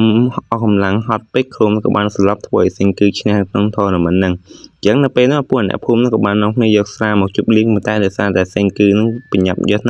ស្រាទៅធ្វើថ្នាំពេកសេងគឺក៏បានលេងលះយូរីចោលហើយក៏បានលួចយកស្រាទៅអញ្ចឹងក្រោយពីបានស្រារួចគ្រឿងផ្សំសម្រាប់ធ្វើថ្នាំនោះគឺគ្រប់គ្រាន់អស់លេងហើយអញ្ចឹងនៅពេលដែលសេងគឺបង្កើតថ្នាំរួចគ្នារបស់សេងគឺនឹងក៏បាននាំគ្នាយកថ្នាំហ្នឹងទៅឲ្យយូរីផឹកតែដោយសារតែជីនហ្នឹងគឺជាអ្នកក្រៅជីនហ្នឹងក៏អាចចូលបានទេ អញ្ចឹងហើយជីនឹងក៏បានត្រឡប់ចូលផ្ទះវិញប៉ុន្តែនៅក្នុងផ្ទះហ្នឹងសេងគឺនឹងបានបន្សល់ទុកទឹកកូកាឲ្យដែលសេងគឺបានសន្យាហ្នឹងអញ្ចឹងខ្ញុំសូមនិយាយអំពីរបៀបធ្វើទឹកកូកានឹងបន្តិចដោយសារតែទឹកកូកាគឺវាងាយស្រួលដែលយើងត្រូវការតែគ្រឿងផ្សំ4យ៉ាងឯងលោកយើងក៏ត្រូវបានបន្លឺចម្លែកមួយបានចាំងធ្វើឲ្យមនុស្សនៅក្នុងពិភពលោកហ្នឹងបានប្រែទៅជាថ្មទាំងអស់ប៉ុន្តែមានបុរសម្នាក់មានឈ្មោះថាសេងគឺនឹងគឺគាត់អត់ទាន់អស់សង្ឃឹមទេអញ្ចឹងហើយដើម្បីនៅរស់បានគាត់ក៏បានខំប្រឹងរាប់លេខរហូតដល់គាត់អាចបំបែកចេញពីថ្មបានមុនគេបង្អស់នៅលើពិភពលោកបន្ទាប់មកសេងគឺក៏បានប្រើវិទ្យាសាស្ត្រដែលខ្លួនបានរៀននឹងមកកសាងជីវិតមនុស្សនៅលើពិភពលោកសាជាថ្មីឡើងវិញហើយសេងគឺក៏បានបង្កើតទឹក Purify ដើម្បីជួយមនុស្សចេញពីថ្មបានបន្ទាប់មកសេងគឺក៏បានក្លាយទៅជាមេភូមិដ៏តូចមួយនៅក្នុងពិភពលោកថ្មីមួយហ្នឹងចំណែកឯសេងគឺវិញនៅពេលដែលលឺអាជីននឹងនិយាយអំពីប្រវត្តិរបស់ខ្លួនទៅឲ្យក្មេងៗស្ដាប់ហ្នឹងក៏បានប្រាប់ឲ្យអាជីននឹងបិទមាត់ហើយប្រញាប់ទៅធ្វើការវិញប៉ុន្តែអាជីននឹងក៏បាននិយាយរឿងបន្តទៀតដែលជីវិតរបស់សេងគឺនឹងគឺមិនងាយស្រួលនោះទេនៅថ្ងៃមួយហ្នឹងសេងគឺនឹងបានជួយបរិសម្នាក់ដែលគាត់មានឈ្មោះថាសឺសាហើយគាត់គឺស្អប់វិទ្យាសាស្ត្រនិងមនុស្សធំយ៉ាងខ្លាំងពីព្រោះគាត់គិតថាវិទ្យាសាស្ត្រគឺបំពោធម្មជាតិហើយមនុស្សធំនឹងគឺបំពោសង្គមចំណែកឯសេងគឺវិញគឺសេងគឺនឹងគឺស្រឡាញ់វិទ្យាសាស្ត្រយ៉ាងខ្លាំងហើយគិតថាវិទ្យាសាស្ត្រនឹងអាចជួយជីវិតមនុស្សហើយអាចដោះស្រាយបញ្ហានៅលើពិភពលោកនឹងបានហើយសេងគឺនឹងចង់ប្រើវិទ្យាសាស្ត្ររបស់ខ្លួននឹងដើម្បីជួយមនុស្សនៅលើពិភពលោកទាំងអស់ហើយដោយសារតែកំណត់ពីរហ្នឹងគឺអត់ត្រូវគ្នាហើយទើបធ្វើឲ្យសឺសាហ្នឹងបានបង្កើតសង្គ្រាមទៅលើវិទ្យាសាស្ត្រដែលសឺសាហ្នឹងបានប្រមូលផ្ដុំក្មេងៗដែលយល់ស្របនៅកំណត់របស់ខ្លួនហើយសេងគឺបានបង្កើតបច្ចេកវិទ្យាទំនើបដើម្បីទប់ទល់ជាមួយនឹងគ្នាសឺសាហ្នឹងហើយមកដល់ឥឡូវហ្នឹងសេងគឺនឹងបានបង្កើតទូរស័ព្ទទំនាក់ទំនងដើម្បីយកឈ្នះសឺសាហើយដើម្បីបញ្ចប់សង្គ្រាមនឹងឲ្យលឿននឹងសេងគឺនឹងចង់បង្កើតអាហារដែលអាចញ៉ាំបាននៅក្នុងសមរភូមិនិងរដូវរងាបានដែលសេងគឺឲ្យឈ្មោះអាហារនឹងថាជាអាហារអវកាសដែលធ្វើឲ្យជានឹងវល់ខួរយ៉ាងខ្លាំងពីព្រោះបច្ចេកវិទ្យាធ្វើអាហារនឹងគឺវាខ្ពស់ពេកអញ្ចឹងសេងគឺនឹងបានចាប់ផ្ដើមប្រជុំជាមួយនឹងអ្នកភូមិទាំងអស់ហ្នឹងដើម្បីធ្វើមីដែលសេងគឺបានធ្វើពី season 1ហ្នឹងមកកែច្នៃវាដើម្បីយកទៅញ៉ាំនៅសមរភូមិ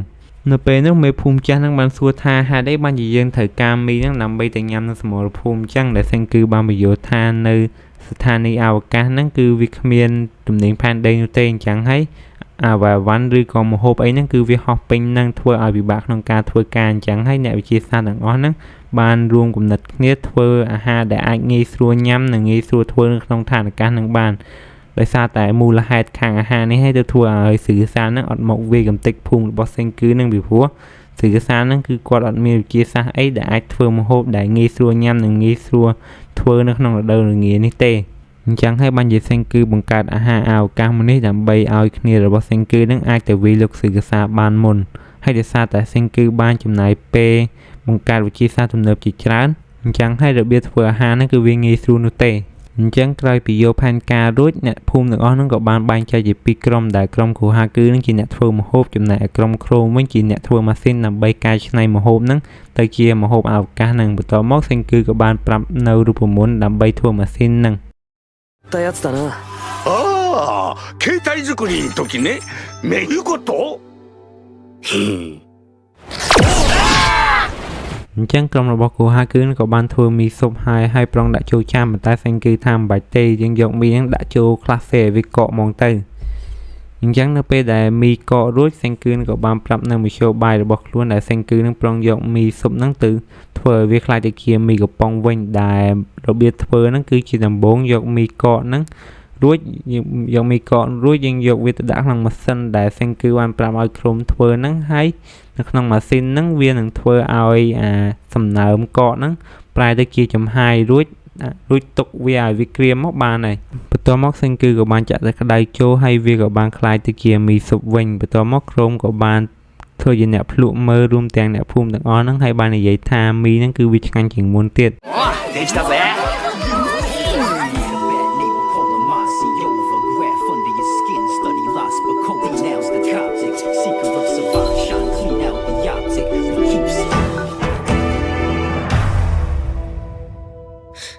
ក្រោយពីធ្វើមីដើម្បីញ៉ាំនៅសមរភូមិរួចសេងគឺនឹងបានប្រាប់ថាសង្គ្រាមមួយនេះគឺយើងមិនមែនទៅសម្លាប់គ្នានោះទេគឺយើងគ្រាន់តែដណ្ដើមយករូងភ្នំផលិតទឹក Purify ប៉ុណ្ណោះហើយបើយើងអាចយកទូរស័ព្ទទៅទំនាក់ទំនងជាមួយនឹងថៃជីបានយើងអាចបញ្ចប់សង្គ្រាមនេះដែលមិនបាច់បង្ហូរឈាមនោះទេ នៅពេលនោះសេងគឺក៏បានឮក្មេងៗចាក់បទចម្រៀងស្ដាប់ដែលពួកអ្នកភូមិទាំងអស់ហ្នឹងចូលចិត្តបទចម្រៀងហ្នឹងយ៉ាងខ្លាំងដែលធ្វើឲ្យជីនហ្នឹងនឹកឃើញគំនិតល្អមួយអញ្ចឹងយប់ឡើងហ្នឹងជីនហ្នឹងក៏បានមកនិយាយជាមួយសេងគឺហ្នឹងអំពីផែនការរបស់ខ្លួនដែលជីនហ្នឹងគឺត្រូវការទូរស័ព្ទទំនាក់ទំនងពីម៉ាស៊ីនចាក់បទចម្រៀងមួយប៉ុន្តែផែនការមួយនេះគឺបើទេវតាដឹងនឹងទម្លាក់សេងគឺនឹងជីននឹងចូលក្នុងនរកតែម្ដងអញ្ចឹងផែនការរបស់ជីននឹងគឺងាយស្រួលនោះទេពីព្រោះអ្នកដែលដើរតាមสื่อសារហ្នឹងគឺមិនត្រូវការស្រីឬក៏មហូបនោះទេគឺពួកគេដើរតាមสื่อសារគឺដោយសារតែสื่อសារហ្នឹងល្បីល្បាញអញ្ចឹងហើយដើម្បីយកឈ្នះជីននឹងប្រឡំខ្លួនធ្វើជាតារាចម្រៀងល្បីល្បាញម្នាក់មកតាក់ទាញគ្នាสื่อសារហ្នឹងឲ្យមកចូលខាងសេងគឺវិញដោយបោកពួកគ្នាដែលបោកគ្នាสื่อសារថាពិភពលោកហ្នឹងគឺមិនអីនោះទេហើយពួកទាហាននឹងមកជួយហើយសេងគឺក៏មិនគិតអីច្រើនដែរក៏បានយល់ស្របជាមួយផែនការមួយហ្នឹងទៅបន្ទាប់មកក្រុមក៏ចង់ដឹងអំពីផែនការមួយហ្នឹងចឹងហើយសេងគឺបានប្រាប់ឲ្យជីននឹងបញ្យល់ផែនការមួយហ្នឹងទៅក្រុមម្ដងទៀតដែលជាដំបូងហ្នឹងយើងយកទូរស័ព្ទទៅឲ្យថៃជីរួចបន្ទាប់មកជីននឹងប្រែសំឡេងធ្វើជាតារាចម្រៀងល្បីហើយចាក់បទចម្រៀងឲ្យស្ដាប់បន្ទាប់មកយើងនឹងបោកពួកវាថាពិភពលោកហ្នឹងគឺអត់អីនោះទេហើយពួកទាហាននឹងមកជួយបន្ទាប់មកយើងនឹងបញ្ចូលគ្នាสื่อសារហ្នឹងឲ្យក្បត់สื่อសាររួចយើងនឹងយកឈ្នះសង្គ្រាមមួយហ្នឹងតែម្ដងដែលក្រុមបាននិយាយថាហើយក្រោយពីយើងហើយក្រោយមកពួកវាមិនដឹងថាយើងនឹងបោកពួកវាទេដែលសេងគឺនឹងជីនហ្នឹងគឺអត់ខ្វល់ឲ្យតែចាប់สื่อសារបានមកពួកគេគឺយកឈ្នះហើយដើម្បីឲ្យផែនការមួយនេះទទួលបានជោគជ័យក្រុមក៏បានស្ម័គ្រចិត្តធ្វើជាអ្នកយកទូរស័ព្ទហ្នឹងចូលទៅក្នុងមន្ទីរสื่อសារហ្នឹងそもそも実行部隊は俺だクソでけえ携帯元3人仲良くじ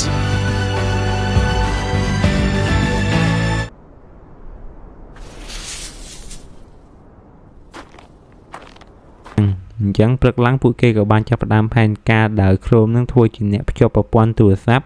មកកម៉ានឹងធ្វើជាអ្នកដឹកជញ្ជូនទូរស័ព្ទនិងជីនឹងធ្វើជាអ្នកនាំផ្លូវប៉ុន្តែផែនការមួយនេះវាមានបញ្ហាមួយគឺហូមីរ៉ានឹងបានខ្លងមើលគ្នាសេងគឺនឹង24ម៉ោងអញ្ចឹងហើយសេងគឺនឹងបានប្រើវិទ្យាសាស្ត្រដើម្បីបង្កើតគ្រាប់បែកដើម្បីបញ្ឆោតហូមីរ៉ានឹងឲ្យគ្នាក្រុមនឹងលួចចេញទៅក្រោយពីក្រុមលួចចេញទៅបានសម្រេចហូមីរ៉ានឹងក៏បានទៅមើលកន្លែងដែលសេងគឺនឹងបានបំផ្ទុះគ្រាប់បែកនឹងហើយក៏ត្រូវបានគូហាគឺឃើញហើយក៏ដឹងចាប់千空がオト爆弾で作った千載一遇のチャンスなのだ爆発の後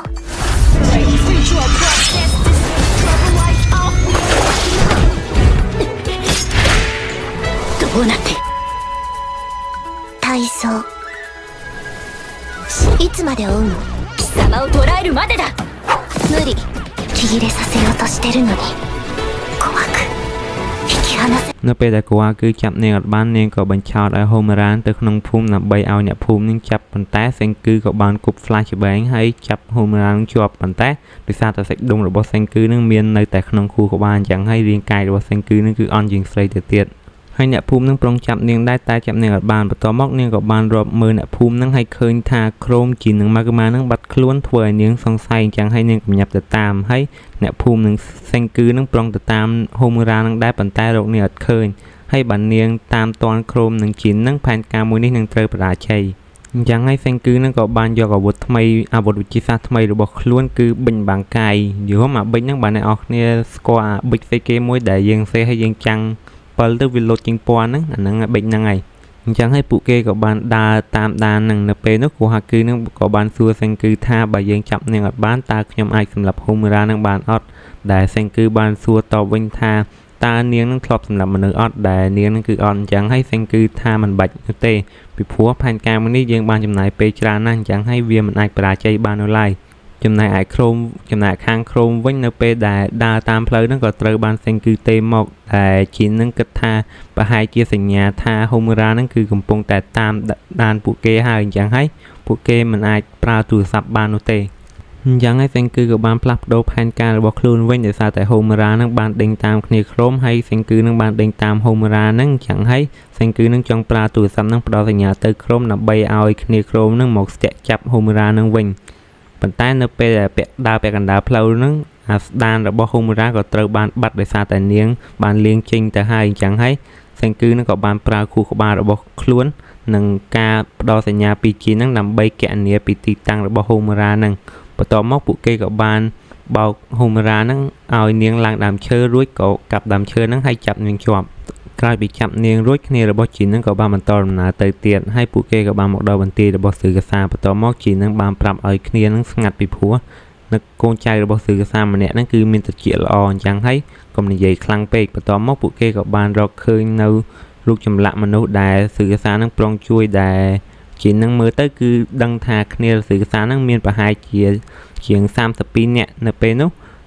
មកគឺមកនឹងប្រុងកំតិចរូបចម្លាក់ហ្នឹងដើម្បីកុំឲ្យសឺកាសានឹងមានគ្នាច្រើនប៉ុន្តែក៏ត្រូវបានជីនឹងខាត់ពីព្រោះមនុស្ស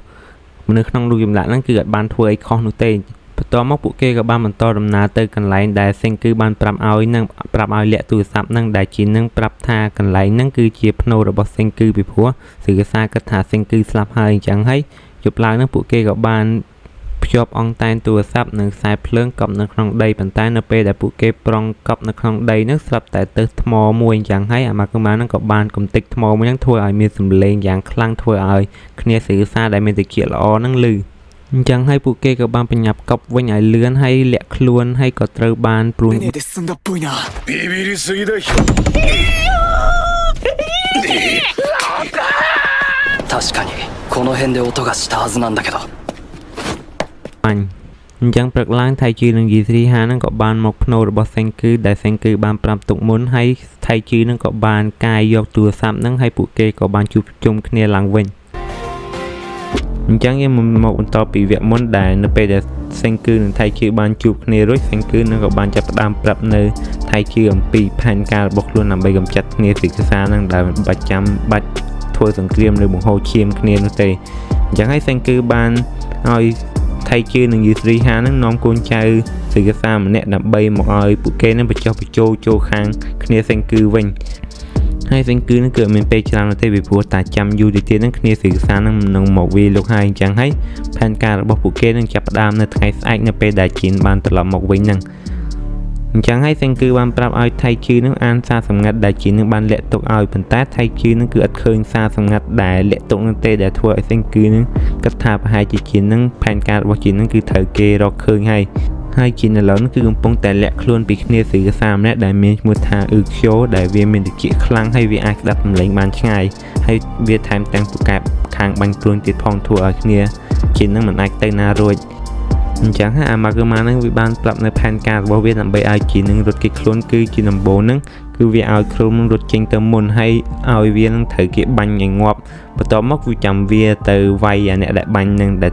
ក្រុមនឹងគឺមិនយកព្រមទេអញ្ចឹងហើយក្រុមគឺបានបង្កើតផែនការរបស់ខ្លួនមួយទៀតដែលឲ្យក្រុមនឹងគឺបានធ្វើការដុតឲ្យស្មៅនឹងវាចេញផ្សែងរួចរត់ចូលក្នុងផ្សែងនឹងហើយស្រែកឲ្យខ្លាំងដើម្បីឲ្យជីនឹងរត់គេចខ្លួនកុំឲ្យអាខ្យូកូនឮសំឡេងហើយផែនការនេះគឺទទួលបានជោគជ័យដោយជីនឹងបានរត់គេចខ្លួនបានសម្រេចអញ្ចឹងហើយថៃជីនឹងក៏បានចាប់ផ្ដើមផែនការរបស់ពួកគេដែលថៃជីនិងយីស្រីហានគឺចង់បញ្ចុះបញ្ចូលឲ្យអ្នកយាមរបស់ពួកគេនឹងចូលខាងសេងគឺវិញហើយអ្នកយាមមួយហ្នឹងគឺគ្មានចិត្តចង់ចូលរួមជាមួយនឹងពួកគេទេទោះបីជាពួកគេសុំវល់យ៉ាងណាក៏ដោយហើយអ្នកយាមស្រីអ្នកហ្នឹងបានគម្រាមថែមទៀតថាបើសិនបើហ៊ានបញ្ចុះបញ្ចូលនាងទៀតនាងនឹងវាយដែលថៃជីនគឺក្បាលរឹងចឹងហើយវាក៏បានបញ្ចុះបញ្ចូលនាងរហូតធ្វើឲ្យនាងវាយឡើងខ្ទេចមុខតែម្ដងក្រោយពីនាងវាយវាអស់កម្លាំងរួចថៃជីនក៏បានសុំវល់ឲ្យនាងនិយាយជាមួយគ្នារបស់ពួកគេសិនទៅអញ្ចឹងការបញ្ចុះបញ្ចូលក៏បានចាប់ផ្ដើមដែលជីនឹងចាប់ផ្ដើមដូរសម្លេងរបស់ខ្លួនទៅជាតារាចម្រៀងអាមេរិកល្បីល្បាញម្នាក់ដែលមានគេស្គាល់ច្រើនហើយអ្នកយាមផ្សេងម្នាក់ហ្នឹងគឺជា fan ដ៏ធំថែមទៀតដែលបទចម្រៀងតារាមួយហ្នឹងគឺបានជួយឲ្យនាងនៅពេលដែលនាងជួបការលំបាកនៅសាលាហើយនាងស្រឡាញ់តារាហ្នឹងយ៉ាងខ្លាំងចឹងហើយបើនាងដឹងថាគ្នាសេងគឺនឹងលួចបន្លំធ្វើជានាងនោះនាងនឹងសម្លាប់គ្នារបស់ពួកគេទាំងអស់ហើយដែលធ្វើឲ្យសេងគឺនឹងជានឹងភ័យតិចតួចដែលជានឹងបានថាឲ្យសេងគឺថាចង្រៃមែនតើដោយសារតែមនុស្សដែលសេងគឺជួយដំបងគឺសឺកាសាហើយឥឡូវហ្នឹងអ្នកដែលបញ្ចុះចូលដំបងទៀតគឺជា fan ដ៏ឈួតថែមទៀតអញ្ចឹងហើយដើម្បីឲ្យដឹងថាតារាចម្រៀងហ្នឹងគឺជានាងពិតប្រាកដអញ្ចឹងហើយនាងក៏បានសួរថាតើតារាចម្រៀងមួយហ្នឹងគឺបានលក់ឌីសចម្រៀងអស់ប៉ុន្មាន ចឹងហើយសិនគឺក៏បានប្រើគូក្បាលរបស់ខ្លួនដើម្បីកណនីឌីសដែលលក់បានហ្នឹងគឺ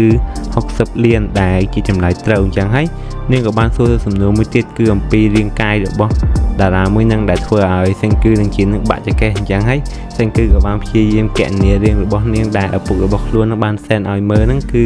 កណនីឃើញថា88 65និង85ហ្នឹងហើយបើអ្នកនរគ្នាដឹងថាលេខហ្នឹងគឺមានន័យថាម៉េចទេ88ហ្នឹងគឺនៅដើមទ្រូង65ហ្នឹងគឺនៅចកេះនិង85ហ្នឹងគឺនៅក្រោមជើងនិងក៏ផ្លូវអញ្ចឹងក្រៅពីឆ្លើយតបនៅសំណួរទាំងអស់នឹងរួចអ្នកយាមផ្សេងហ្នឹងបានដឹងថាជីនហ្នឹងគឺបានលួចបដូរសម្លេងធ្វើជាតារាទៅហើយអញ្ចឹងហើយតែគឺនឹងក៏បានចាក់បទចម្រៀងដែលតារាចម្រៀងមួយហ្នឹងបានច្រៀងឲ្យនាងស្ដាប់ដែលធ្វើឲ្យនាងរំភើបយ៉ាងខ្លាំងពីព្រោះបទចម្រៀងមួយហ្នឹងគឺជាបទចម្រៀងដែលនាងចូលចិត្តស្ដាប់បំផុតហើយចឹងហើយនាងក៏បានយកព្រមជួយសេងគឺនឹងដោយលក្ខខណ្ឌមួយគឺថាសេងគឺនឹងគឺត្រូវតែការពារបទចម្រៀងហ្នឹងកុំឲ្យវាបាត់ឲ្យសោះដើម្បីទុកឲ្យនាងស្ដាប់ហើយនាងក៏បានជួយជាក្រុមសេងគឺទៅបន្ទាប់មកនាងក៏បានចាប់ផ្ដើមប្រាប់នៅព័ត៌មានដែលនាងដឹងអំពីស៊ីកាសាហ្នឹងដែលនាងដឹងថាស៊ីកាសាហ្នឹងម្នាក់ឯងគឺខ្លាំងហើយប៉ុន្តែស៊ីកាសានៅមានកូនចៅខ្លាំងទៀតដែលអ្នកខ្លះគឺជួយចិត្តស៊ីកាសានិងអ្នកខ្លះទៀតគឺអត់នោះទេហើយស៊ីកាសាហ្នឹងមានកូនចៅដ៏ខ្លាំងពីរនាក់គឺជាដៃស្ដាំដៃឆ្វេងហ្នឹងដែលសេងគឺនឹងបានជួបម្នាក់រួចទៅហើយម្នាក់ទៀតហ្នឹងគឺវាខ្លាំងជាងនឹងទៀតដោយសារតែវាមានវិជ្ជាល្អហើយវាអាចស្ដាប់សំឡេងបានយ៉ាងឆ្ងាយចឹងហើយបើសិនបើជានឹងដូចបដូរសំឡេងវានឹងអាចដឹងភ្លាមតែម្ដងហើយជានឹងក៏ស្គាល់មួយនឹងផងដែរដែលកាលពីមុនហ្នឹងវាធ្វើការនៅក្នុងកប៉ាល់សមុទ្រដែលវាធ្វើជាអ្នកស្ដាប់សូរសំឡេងក្នុងសមុទ្រអញ្ចឹងហើយការស្ដាប់សំឡេងរបស់វានឹងគឺពិតជាសាហាវមែនតើចំណែកអ៊ឺខ្យូវិញគឺវាកំពុងតែចាប់ឃ្លោមយកទៅសួរចម្លើយនៅមុខស៊ីកាសាដែលអាឃ្លោមនឹងគឺបានស្គាល់ស៊ីកាសាមុនទៅហើយបានប្រាប់ខ្លួនថាវានឹងគឺជាគ្នារបស់សេងគឺចំណែកអាម៉ាកូម៉ាវិញគឺវាបានរត់គេខ្លួនបានសម្រេចហើយវាបានមកប្រាប់អ្នកភូមិថាឃ្លោមនឹងគឺត្រូវគេចាប់ហើយនៅពេលលើដំណឹងរួចកូហាគឺនឹងក៏ប្រុងរត់ទៅវាលើប្រទេសស៊ីកាសាម្នាក់ឯងមិនតែក៏ត្រូវបានគេចាប់ដោយសារតែទៅម្នាក់ឯងនេះគឺវាអត់ប្រយោជន៍ទេអញ្ចឹងហើយសេងគឺក៏បានប្រាប់ថាបើទៅម្នាក់ឯងអត់បានយើងនាំគ្នាទៅទាំងអស់គ្នាតែម្ដងដែលសេងគឺនឹងគឺប្រុងនាំអ្នកភូមិទាំងអស់ហ្នឹងទៅនៅចិត្តប្រទេសស៊ីកាសាដើម្បីវាលោកតែម្ដងចឹងហើយសេងគឺបានប្រាប់ឲ្យអ្នកភូមិហ្នឹងត្រៀមអាវុធនិងត្រៀមអាហារនិងគ្រឿងសម្ភារៈប្រើប្រាស់និងគ្រឿងវិទ្យាសាស្ត្រទាំងអស់ហ្នឹងទៅនៅចិត្តប្រទេសស៊ីកាសាដើម្បីបង្កើតនៅវត្ថុដើម្បីវាលោកហ្នឹងប៉ុន្តែអ្នកភូមិទាំងអស់ហ្នឹងគឺមិនអាចយកអីវ៉ាន់ហ្នឹងទៅទាំងអស់ឲ្យបានលឿននោះទេវាអញ្ចឹងហើយសេងគឺបានប្រាប់ថាខ្លួននឹងបង្កើតយានយន្តដើម្បីដឹកអីវ៉ាន់ទាំងអស់ហ្នឹងទៅឲ្យលឿនបន្ទាប់មកសេងគឺក៏បានចាប់ផ្ដើមគូប្លង់ផែនការដើម្បីបង្កើតឡានហ្នឹងហើយសេងគឺនឹងគឺសប្បាយចិត្តយ៉ាងខ្លាំងពីព្រោះសេងគឺនឹងចង់បង្កើតឡានហ្នឹងយូរមកហើយអញ្ចឹងហើយសេងគឺក៏បានចាប់ផ្ដើមបង្កើតគ្រឿងឡានទាំងអស់ហ្នឹងទៅប៉ុន្តែនៅពេលនោះកូហាគឺព្រួយបារម្ភអំពីឃ្លោមហ្នឹងដែរសេងគឺប្រាប់ថាមិនអីនោះទេឲ្យតែវាបិទមាត់ចិត្តទៅគឺគ្មានឲ្យគេធ្វើអីវានោះទេមិនអញ្ចឹងហើយសេងកូហាគឺក៏បានប្រាប់វិញថាមនុស្សឃ្លោមហ្នឹងគឺជាមនុស្សដែលមិនចេះស្ងាត់មាត់នោះទេអញ្ចឹងហើយប្រហែលជាវានិយាយអីឡប់នៅមុខស៊ីកាសាហ្នឹងហើយដែលធ្វើឲ្យសេងគឺព្រួយបារម្ភអញ្ចឹងហើយសេងគឺក៏បានប្រញាប់ធ្វើឡាននឹងឡើងឲ្យលឿនហើយកូហាគឺនឹងគឺនិយាយមិនចេះខុសមែនតែអាឃ្លោមនឹងគឺវាបាននិយាយពាក្យវិជាសាស្ត្រឈួតនៅមុខស៊ីកាសាធ្វើឲ្យកូនចៅស៊ីកាសាហ្នឹងចាប់វាយកទៅសួរចម្លើយហើយបើវាមិនប្រាប់គេនឹងគេនឹងទម្លាក់វាចោះដែលធ្វើឲ្យអាឃ្លោមនឹងភ័យស្លន់ស្លោបន្ទាប់មកស៊ីកាសាក៏បានព្យាយាមបញ្យល់ឃ្លោមនឹងឲ្យយល់អំពីការគិតរបស់ខ្លួនដែលស៊ីកាសាហ្នឹងគឺមិនស្អប់វិជាសាស្ត្រនោះទេប៉ុន្តែបើវិជាសាស្ត្រហ្នឹងគឺវាអភិវឌ្ឍលឿនទៅវាអាចធ្វើឲ្យពិភពលោកហ្នឹងបំផ្លាញបានដោយអាវុធដែលវិជាសាស្ត្របានបង្កើតហ្នឹងចឹងហើយគោលដៅរបស់ស៊ីកាសាគឺចង់ការពីពិភពលោកនេះកុំឲ្យដូចជាការពីមុនវិញចឹងហើយស៊ីកាសាបានឲ្យជំរឿពីទឹកឃ្លោមហ្នឹងដោយទី1ហ្នឹងគឺគាត់ចង់ឲ្យឃ្លោមហ្នឹងជួយរួមដៃគ្នាដើម្បីសម្រាប់សេងគឺហ្នឹងហើយបើឃ្លោមជួយឃ្លោមនឹងអ្នកភូមិទាំងអស់ហ្នឹងអាចរស់នៅបានយ៉ាងសប្បាយប៉ុន្តែបើឃ្លោមបដិសេធវិញឃ្លោមហ្នឹងនឹងត្រូវស្លាប់ដែលឃ្លោមហ្នឹងគឺវាស្មានតែស៊ីកាសានិយាយលេងក៏វាបានថាវាមិនចេះខ្លាចស្ដាប់នោះទេអញ្ចឹងហើយអាខ្ជិលកូនក៏បានតម្លាក់វាចោលទៅប៉ុន្តែដោយសារតែស៊ីកាសាគឺជាមនុស្សចិត្តល្អហើយជួយកាត់ក្មេងហ្នឹងគឺស៊ីកាសាក៏បានជួយឃ្លោមហើយបានឃុំឲ្យឃ្លោមទុកមកកន្លែងទៅហើយដោយសារតែពួកគេសួរចម្លើយឃ្លោមអត់បានអញ្ចឹងហើយស៊ីកាសាក៏បានសួរអាខ្ជិលកូនហ្នឹងដែលវាសួរវាថាតើវារកឃើញឃ្លោមនៅកន្លែងណាដែលអាខ្ជិលកូនវាបានកុហកប្រាប់ស៊ីកាសាថាវាឃើញឃ្លោមនៅកន្លែងមកលួចទឹក Purify ដោយសារតែការប៉ិនហ្នឹងវាដឹងថាឃ្លោមគ្នារបស់ឃ្លោមគឺមកលួចលាក់ទូរស័ព្ទទៅទុកទៅហើយប៉ុន្តែ ដោយសារតែវានឹងប្រហែលជាចង់យកឱកាសដើម្បីក្បត់សេកសាយចំណែកឯ Senku វិញក៏បានបង្កើតយានយន្តជិះដែលវាស្តៀងទៅនឹងរថភ្លើងនៅសម័យបដិវត្តន៍ឧស្សាហកម្មដែរប៉ុន្តែមុននឹងជិះនឹង Senku បានបង្កើតយានយន្តមួយទៀតដើម្បីឲ្យអាជិះនឹងវាជិះតេស្តមើលហើយនៅពេលដែលតេស្តរួចជិះនឹងបានប្រាប់ថារថយន្តមួយហ្នឹងគឺវាជិះទៅវាលាក់ខ្លាំងពេកអញ្ចឹងហើយ Senku បានប្រាប់ឲ្យអ្នកភូមិទាំងអស់ហ្នឹងធ្វើសម្បកកង់ឡានដោយធ្វើមកពីឫស្សីហើយនៅពេលដែលដោះស្រាយរឿងកង់ឡាននឹងរួចហើយកែច្នៃយានយន្តនឹងឲ្យវាជិះរួចពួកគេក៏បានប្រុងចេញដំណើរទៅហើយ Senku បាននាំអ្នកធំធំនៅក្នុងភូមិទៅទាំងអស់ទុកតែចាស់ៗនិងក្មេងៗដើម្បីឲ្យការពារភូមិមួយហ្នឹងហើយពួកចាស់ៗមួយហ្នឹងគាត់បានបួងសួងឲ្យគ្នា Senku នឹងទទួលបានជោគជ័យហើយត្រឡប់មកភូមិវិញផងហើយពួកគេក៏បាននាំគ្នាចេញដំណើរទៅដែលក្មេងៗទាំងអស់ហ្នឹងគឺទុកឲ្យនៅក្នុងភូមិអត់តែស្រីកានទៅពីព្រោះ Senku បាននាំនាងទៅពីព្រោះដោយសារតែនាងចេះដឹងជាសាស្ត្រតិចតួចអញ្ចឹងហើយ Senku បាននាំនាងទៅហើយនៅពេលធ្វើដំណើរហ្នឹងគឺធ្វើដំណើរបានយ៉ាងល្អរលូនប៉ុន្តែនៅពេលដល់ផ្លូវឡើងទួនហ្នឹងគឺវាពិបាកដែរអ្នកភូមិអស់គឺត្រូវតែអូសឡានឡើងទួនៅពេលដែលពួកគេជិះទៅដល់ចិត្តទៅដល់ប្រទេសសេកសារួច Senku បានឲ្យអ្នកភូមិទាំងអស់ហ្នឹងរៀបចំបន្ទាយនៅលើភ្នំដើម្បីឲ្យពួកគេនឹងងាយស្រួលទៅវាយលុកហ្នឹងហើយ Senku បានឲ្យសេកានទៅស្វែងរកក្រុមដែលក្រោយពីនាងរកឃើញក្រុមរួចនាងបានប្រាប់ Senku ថាក្រុមហ្នឹងគឺត្រូវគេឃុំក្នុងគុកមួយហើយមានអ្នកយាមច្រើនមែនតើអញ្ចឹងហើយ Senku នឹងប្រុងយករថយន្តរបស់ខ្លួននឹងទៅជិះបុកទម្លុះដើម្បីជួយក្រុមជាងពីគុកហ្នឹងហើយដើម្បីធ្វើបែបនេះបាន Senku នឹងគឺចង់កែច្នៃរថយន្តរបស់ខ្លួនហ្នឹងឲ្យវាខ្លាយទៅជាយន្តប្រុសវិញដោយយកกระดาษហ្នឹងមកធ្វើជាអាវការពាររថយន្តនេះហ្នឹងហើយបើយើងស្ដាប់ទៅគឺដូចជាឈួតពេកហើយមិនយកกระดาษទៅធ្វើជាអាវការពារអញ្ចឹងกระดาษហ្នឹងវាមិនដឹងមកអញ្ចឹងហើយរូបមន្តធ្វើกระดาษរបស់ Senku ហ្នឹងគឺជាដំបូង Senku ឲ្យអ្នកភូមិនឹងប្រមូលស្មៅឲ្យបានច្រើនបន្ទាប់មកយកវាទៅដាំក្នុងទឹករួចយកវាទៅលាងក្នុងទឹកហើយយកវាមកសកត់ជាមួយថ្មឲ្យជាប់មកហើយយកវាហាមកបានហើយបានយើងខ្លាចជាกระดาษហើយអញ្ចឹងដើម្បីធ្វើឲ្យកระดาษហ្នឹងរឹងមាំ Senku បានយកกระดาษហ្នឹងបៀកចូលគ្នារួចយកវាទៅលាបជាមួយនឹងកែវហើយយកវាទៅអ៊ុតហើយបានខ្លាចជាกระดาษរឹងមាំហ្នឹងអញ្ចឹងដើម្បីដឹងថាกระดาษហ្នឹងវាមាំឬក៏អត់ Senku បានឲ្យ Ginro ហ្នឹងយករំពេងរបស់ខ្លួនចាក់ចូលกระดาษហ្នឹងមើលហើយមិនត្រឹមតែរំពេងហ្នឹងចាក់មិនចូលនោះទេហើយវាអាចធ្វើឲ្យរំពេងហ្នឹងបាក់ថែមទៀតផងអញ្ចឹងហើយពួកគេក៏បានយកกระดาษទាំងអស់ហ្នឹងយកទៅបៀកចូលឡានធ្វើកែច្នៃវាខ្លាចជាវាប្រុសតែម្ដងចំណែកឯសេកសាវិញគឺមិនភ្លើទុកឲ្យ Senku នឹងវាយលើប្រទេសរបស់ខ្លួនបានយ៉ាងងាយស្រួលនោះទេដោយសេកសាហ្នឹងគឺបានបង្កើតអន្ទាក់ជាច្រើននៅតូមុខគុករបស់ក្រុមហ្នឹងដោយសេកសាហ្នឹងដឹងថា Senku នឹងមកជួយក្រុមហើយអញ្ចឹងហើយសេកសាក៏បានប្រើក្រុមនឹងធ្វើជាអន្ទាក់ដើម្បីចាប់ Senku ហ្នឹងចំណែកឯក្រុមវិញនៅពេលដែលដឹងថាខ្លួនគឺជាអន្ទាក់ដើម្បីចាប់ Senku រួចអញ្ចឹងហើយក្រុមក៏បានព្យាយាមស្វែងរកមធ្យោបាយដើម្បីកុំឲ្យ Senku នឹងមកជួយខ្លួនអញ្ចឹងហើយក្រុមបាននឹកឃើញថាបើសិនបាក់ហើយឥឡូវហ្នឹងក្រុមកំពុងតែព្យាយាមស្វែងរកមធ្យោបាយដើម្បីចេញពីគុកមួយហ្នឹងដោយប្រើវិទ្យាសាស្ត្រដែលរៀនបានមកពី Senku ប៉ុន្តែទោះបីជាក្រុមនឹងខំគិតយ៉ាងណាក៏ដោយក៏គិតមិនចេញដែរដោយសារតែអ្វីបានរបស់ខ្លួនហ្នឹងគឺត្រូវបានគេដកអ៊ុតអស់ទៅហើយឥឡូវហ្នឹងក្រុមហ្នឹងគឺត្រូវបានអ្នកយាមថ្មីម្នាក់ទៀតមកខ្លងមើលទៀតដែលវាមានឈ្មោះថាយោដែលវាហ្នឹងកាលពីមុនគឺជាប៉ូលីសអញ្ចឹងហើយវាមានជំនាញខាងចាប់ចោលនិងខ្លងមើលក្រុមមួយហ្នឹង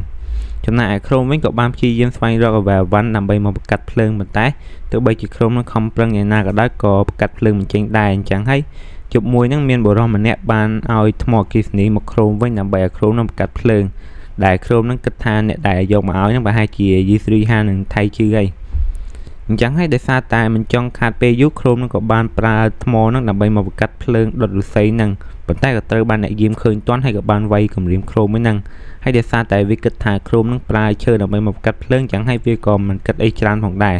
អញ្ចឹងដោយសារតែផែនការទី1ក្រុមបានបរាជ័យអញ្ចឹងហើយក្រុមក៏បានគិតរកផែនការមួយទៀតដែលក្រុមនឹងគឺដឹងថាប្រសិនបើខ្លួននឹងអាចយកទឹកប្រៃលាយជាមួយនឹងថ្មអគ្គិសនីនឹងបានគឺក្រុមនឹងគឺអាចធ្វើឲ្យទឹកនឹងរំលាយខ្សែបានអញ្ចឹងហើយដើម្បីយកទឹកប្រៃនឹងក្រុមក៏បានផឹកទឹកឲ្យយ៉ាងច្រើនរួចហាត់ប្រាណដើម្បីយកទឹកប្រៃចេញពីញើសបន្ទាប់មកក្រុមក្រោយពីបានទឹកប្រៃច្រើនរួចក្រុមក៏បានយកថ្មអគ្គិសនីនឹងចាក់ចូលទៅក្នុងទឹកនឹងដើម្បីបង្កើតឲ្យទឹកនឹងក្លាយជាទឹកអាស៊ីតរួចក្រុមក៏បានយកទឹកនឹងចាក់ចូលទៅលើខ្សែឫស្សីដើម្បីធ្វើឲ្យវារលួយរួចក្រុមក៏បានចាប់ផ្ដើមរត់ចេញពីគុកមួយហ្នឹងប៉ុន្តែអាយ៉ូនឹងគឺវាមិនឲ្យក្រុមនឹងរត់ចេញយ៉ាងងាយស្រួលទេអញ្ចឹងហើយវាក៏បានរត់ដេញតាមចាប់ក្រុមយ៉ាងលឿន តច្រកគ្រោមនឹងក៏បានប្រុងតដៃជាមួយអាយ៉ូនឹងវិញបន្តែក៏ត្រូវបានអាយ៉ូនឹងវាយខ្ទប់មកកន្លែងអញ្ចឹងហើយគ្រោមក៏បានយកឱកាសនឹងធ្វើពើជាអួតឈាមហើយនិយាយប្រាប់អាយ៉ូនឹងថាខ្លួននឹងគឺមានជំងឺឆ្លងដែលធ្វើឲ្យអាយ៉ូនឹងមិនហ៊ានទៅចិត្តអញ្ចឹងហើយគ្រោមក៏បានយកឱកាសមួយនឹងវាយឲ្យទាត់អាយ៉ូចំក្តរធ្វើឲ្យវានឹងគាំងមកកន្លែងបន្ទាប់មកគ្រោមក៏បានរត់គេចបាត់ទៅនៅពេលគ្រោមទៅដល់ប្រទេសវិញពួកអ្នកភូមិនឹងក៏បានកោតសរសើរគ្រោមនឹងយ៉ាងខ្លាំងរួមទាំងសេងគឺផងដែរបន្ទាប់មកគ្រោមនឹងក៏បានប្រាប់នៅមធ្យោបាយរត់គេចរបស់ខ្លួនដោយប្រើវិធីសាស្ត្រមួយនឹងហើយដោយប្រើទឹកថ្នាំពណ៌ក្រហមដើម្បីបោកប្រាស់ពួកអ្នកយាមមួយនឹងចំណែកអាយ៉ូវិញនៅពេលដែលវាដឹងថាខ្លួននឹងត្រូវគេបោកវាក៏បានខឹងយ៉ាងខ្លាំងចំណែកឯសេងគឺវិញនៅពេលដែលជួយគ្រោមបានរួចសេងគឺនឹងក៏បានបដូរផែនការទៅដណ្ដើមយកទឹក purify វិញហើយបើសិនបើពួកគេអាចដណ្ដើមយកលអាងទឹកនឹងបានពួកគេនឹងអាចយកឈ្នះស៊ីកាសាហើយចំណែកឯស៊ីកាសាវិញគឺមិនចង់បាត់បង់ឡាងទឹកមួយនឹងទេអញ្ចឹងហើយស៊ីកាសានឹងក៏បានឲ្យកូនចៅរបស់ខ្លួនជាច្រើនទៅការពារនៅឡាងមួយនឹងអញ្ចឹងហើយសេងគឺបានឲ្យថៃជឿនឹងយីស៊ីហានឹងទៅបញ្ចូលគ្នាស៊ីកាសានឹងឲ្យចូលគ្នាសេងគឺវិញធ្វើអញ្ចឹងទៅស៊ីកាសានឹងគឺមានគ្នាតិចដើម្បីការពារឡាងទឹក purify នឹងអញ្ចឹងហើយជានឹងក៏បានបដូរសម្លេងទៅជាតារាចម្រៀងអាមេរិកម្នាក់មកប្រាប់គ្នាស៊ីកាសាថាមិនបាច់វាយគ្នាទៀតទេពីព្រោះពួកទាហានអាមេរិកនឹងមកជួយហើយប៉ុន្តែនៅពេលនោះអាអ៊ឺខ្យូនឹងក៏បានលឺអញ្ចឹងហើយវាក៏បានមកនិយាយជាមួយដើម្បីស្ដាប់មើលថាតើវាគឺជាសម្លេងពិតឬក៏អត់ហើយដោយសារតែអ៊ឺខ្យូនឹងគឺមានតិចល្អអញ្ចឹងហើយវាក៏បានដឹងភ្លាមតែម្ដងថាសម្លេងហ្នឹងគឺជាជីនហើយអាអ៊ឺខ្យូនឹងគឺមិនចង់ធ្វើជាសត្រូវជាមួយសេងគឺនឹងទេគឺវានឹងគឺចង់ជួយសេងគឺនឹងវិញដោយសារតែឲ្យតែសេងគឺនឹងសន្យាជាមួយវាថាបើសិនបើគ្មាននរណាគេស្លាប់នៅក្នុងសង្គ្រាមមួយនេះហើយមូលហេតុដែលអ៊ឺខ្យូនឹងចង់ជួយសេងគឺដោយសារតែសេងគឺនឹងគឺបានឲ្យយូស្រីហានឹងផ្គុំរូបចម្លាក់ដែលស៊ីកាសាបានកំទេចនឹងដើម្បីជួយឲ្យមនុស្សម្នាក់នឹងរស់ឡើងវិញមូលហេតុនេះហើយទៅធ្វើឲ្យអ៊ឺខ្យូនឹងគោរពសេងគឺនឹងយ៉ាងខ្លាំងហើយក៏បានយកព្រមជួយសេងគឺនឹងដើម្បីបញ្ឈប់ស៊ីកាសាដោយសារតែកាលពីមុនហ្នឹងអាអ៊ឺខ្យូនឹងគឺជាមនុស្សល្អម្នាក់ដែរដែលមិនចង់ឃើញមនុស្សស្លាប់នោះទេ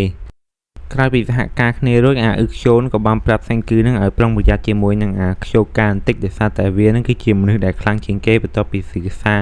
ហើយអាខ្យូកានឹងបានសម្លាប់គ្នាឯងហើយវាក៏មានគោលបំណងប្រុងសម្លាប់ស៊ីកាសាផងដែរដើម្បីសម្រេចគោលបំណងរបស់វាចំណែកឯស៊ីកាសាវិញនៅពេលដែលកំពុងកាយភ្នូររបស់កូនចៅរបស់ខ្លួននឹងក៏បានឃើញម៉ាស៊ីនទូរស័ព្ទរបស់សេងគឺនឹងហើយក៏បានបញ្ញាប់រត់ទៅកម្ចាត់សេងគឺមួយនឹងចំណែកឯសេងគឺវិញគឺបានរៀបចំយុទ្ធក្រោះនឹងកងទ័ពរបស់ខ្លួនដើម្បីទៅវាយលុកហើយនៅពេលដែលកូនចៅរបស់ស៊ីកាសាឃើញយុទ្ធក្រោះនឹងពួកវានឹងក៏លែងបាក់ទឹកចិត្តវាយទៅហើយអញ្ចឹងហើយធ្វើឲ្យគ្នាសេងគឺនឹងទៅចូលវាយនឹងចាប់ចងគ្នាស៊ីកាសាបានយ៉ាងងាយស្រួលក្នុងរយៈពេលតែ1នាទីឯងនៅពេលនោះសង្សាររបស់ស៊ីកាសាក៏បានឃើញគ្នាស៊ីកាសានឹងចាញ់អស់អញ្ចឹងហើយនាងក៏បានយកឱកាសហ្នឹងដើម្បីទៅប្រាប់សង្សាររបស់នាងប៉ុន្តែក៏ត្រូវបានអាអ៊ឺខ្យូនឹងចាប់ទាន់ហើយគ្នាសេងគឺនឹងក៏បានយកឈ្នះប៉ុន្តែ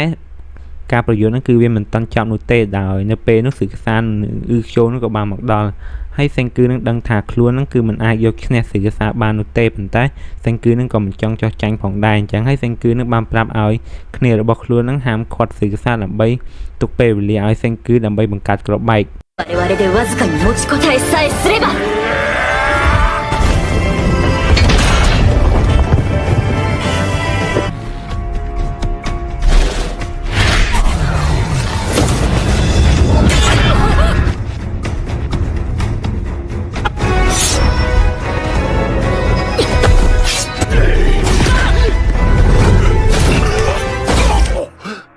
みんなរវល់វាយជាមួយនឹងគ្នាសេងគឺនឹងក៏បានចាប់ផ្ដើមបង្កើតក្របបែកដ៏គ្រោះថ្នាក់មួយដែលមានឈ្មោះថា Dynamite ក្របបែក Dynamite ដែលសេងគឺនឹងគឺប្រងប្រើក្របបែកមួយហ្នឹងដើម្បីមកចរចាជាមួយនឹងស៊ីកាសាហ្នឹងដោយសេងគឺនឹងបានសន្យាថានឹងជួយប្អូនស្រីរបស់ស៊ីកាសាមួយហ្នឹងឲ្យរស់ឡើងវិញដោយសារតែកាលពីមុនហ្នឹងប្អូនស្រីរបស់ស៊ីកាសាហ្នឹងមានជំងឺមហារីកហើយត្រូវការលុយព្យាបាលយ៉ាងច្រើនហើយដោយសារតែពុកម្ដាយស៊ីកាសាហ្នឹងគឺអត់រវីរវល់ជាមួយកូនអញ្ចឹងហើយស៊ីកាសាហ្នឹងក៏បានចាប់ផ្ដើមវឹកហាត់ហើយវាយបដាដើម្បីយកលុយមកព្យាបាលប្អូនស្រីរបស់ខ្លួនអញ្ចឹងហើយស៊ីកាសាហ្នឹងក៏បានសុំចោះចាញ់ហើយពួកគេក៏បានចាប់ផ្ដើមទៅរកប្អូនស្រីរបស់ស៊ីកាសាមួយហ្នឹងហ ហើយមន្ទីរពេទ្យដែលប្អូនស្រីសិក្សានៅគឺត្រូវបានកប់នៅក្នុងភ្នំហើយអញ្ចឹងហើយសេងគឺនឹងក៏បានប្រើក្របបែកដើម្បីបំផ្ទុះហើយកាយរកក្រៅពីកាយរកឃើញរួចសេងគឺនឹងក៏បានចាក់ទឹក purify នឹងចូលហើយទឹកនឹងក៏បានចាប់ផ្ដើមព្យាបាលរាងកាយរបស់ប្អូនសិក្សាមួយនឹងជាសះស្បើយឡើងវិញហើយនាងក៏បានសួរសិក្សាថាតើនាងនឹងបានដេកអស់រយៈពេលប៉ុន្មានឆ្នាំហើយដែលសិក្សាបានប្រាប់ថា6ឆ្នាំក្រោយមកពួកអ្នកភូមិក៏បាននាំគ្នាត្រឡប់ទៅភូមិរបស់ពួកគេវិញនៅពេលនោះអាខ្យូកានឹងក៏បានប្រាប់ឲ្យមីរ៉ៃនឹងដែលជាប្អូនស្រីសិក្សានឹងឲ្យនាងទៅលាងមុខនៅក្នុងទន្លេបន្ទាប់មកវាក៏បានលួចក្របបែករបស់សេងគឺនឹងមកបន្ទុះលាងទឹក purify នឹងហើយនៅពេលដែលប្អូនស្រីរបស់សិក្សាកំពុងលាងមុខនឹងវាក៏បានយករំពេងនឹងប្រុងចាក់សម្រាប់ប្អូនស្រីរបស់សិក្សាធ្វើឲ្យសិក្សានឹងមកការពារប្អូនស្រីរបស់ខ្លួនធ្វើឲ្យរំពេងចាក់ចំសិក្សាដោយសារតែវានឹងគឺចង់សម្រាប់សិក្សានឹងយូរមកហើយនៅពេលដែលសេងគឺប្រុងជួយសិក្សានឹងវាក៏បានទាត់សេងគឺនឹងសិក្សាជិះធ្លាក់ចូលទន្លេហើយបន្ទាប់មកវាក៏បានចុះតាមក្រោយពីពួកគេចេញពីទន្លេរួចខ្យូកានឹងក៏បានប្រាប់នៅផែនការរបស់វាដែលផែនការរបស់វានឹងគឺស្តៀងនឹងសិក្សាដែរប៉ុន្តែវានឹងគឺអត់ចង់ជួយក្មេងៗនោះទេគឺវាចង់ជួយមនុស្សណាដែលខ្លាំងនិងឆ្លាតវៃដូចសេងគឺអញ្ចឹងហើយវានឹងគឺចង់ឲ្យសេងគឺនឹងចូលរួមផែនការរបស់វាប៉ះសិនបើសេងគឺនឹងបដិសេធវានឹងធ្វើទរណកម្មសេងគឺរហូតដល់សេងគឺនឹងយល់ព្រមដែលធ្វើឲ្យសេងគឺនឹងភ័យសន្ស្លាវប៉ុន្តែនៅពេលនោះសិក្សាគឺនៅរស់អញ្ចឹងហើយសេងគឺនឹងសិក្សាក៏បានរួមដៃគ្នាវាយជាមួយនឹងខ្យូកានឹងこれは工場で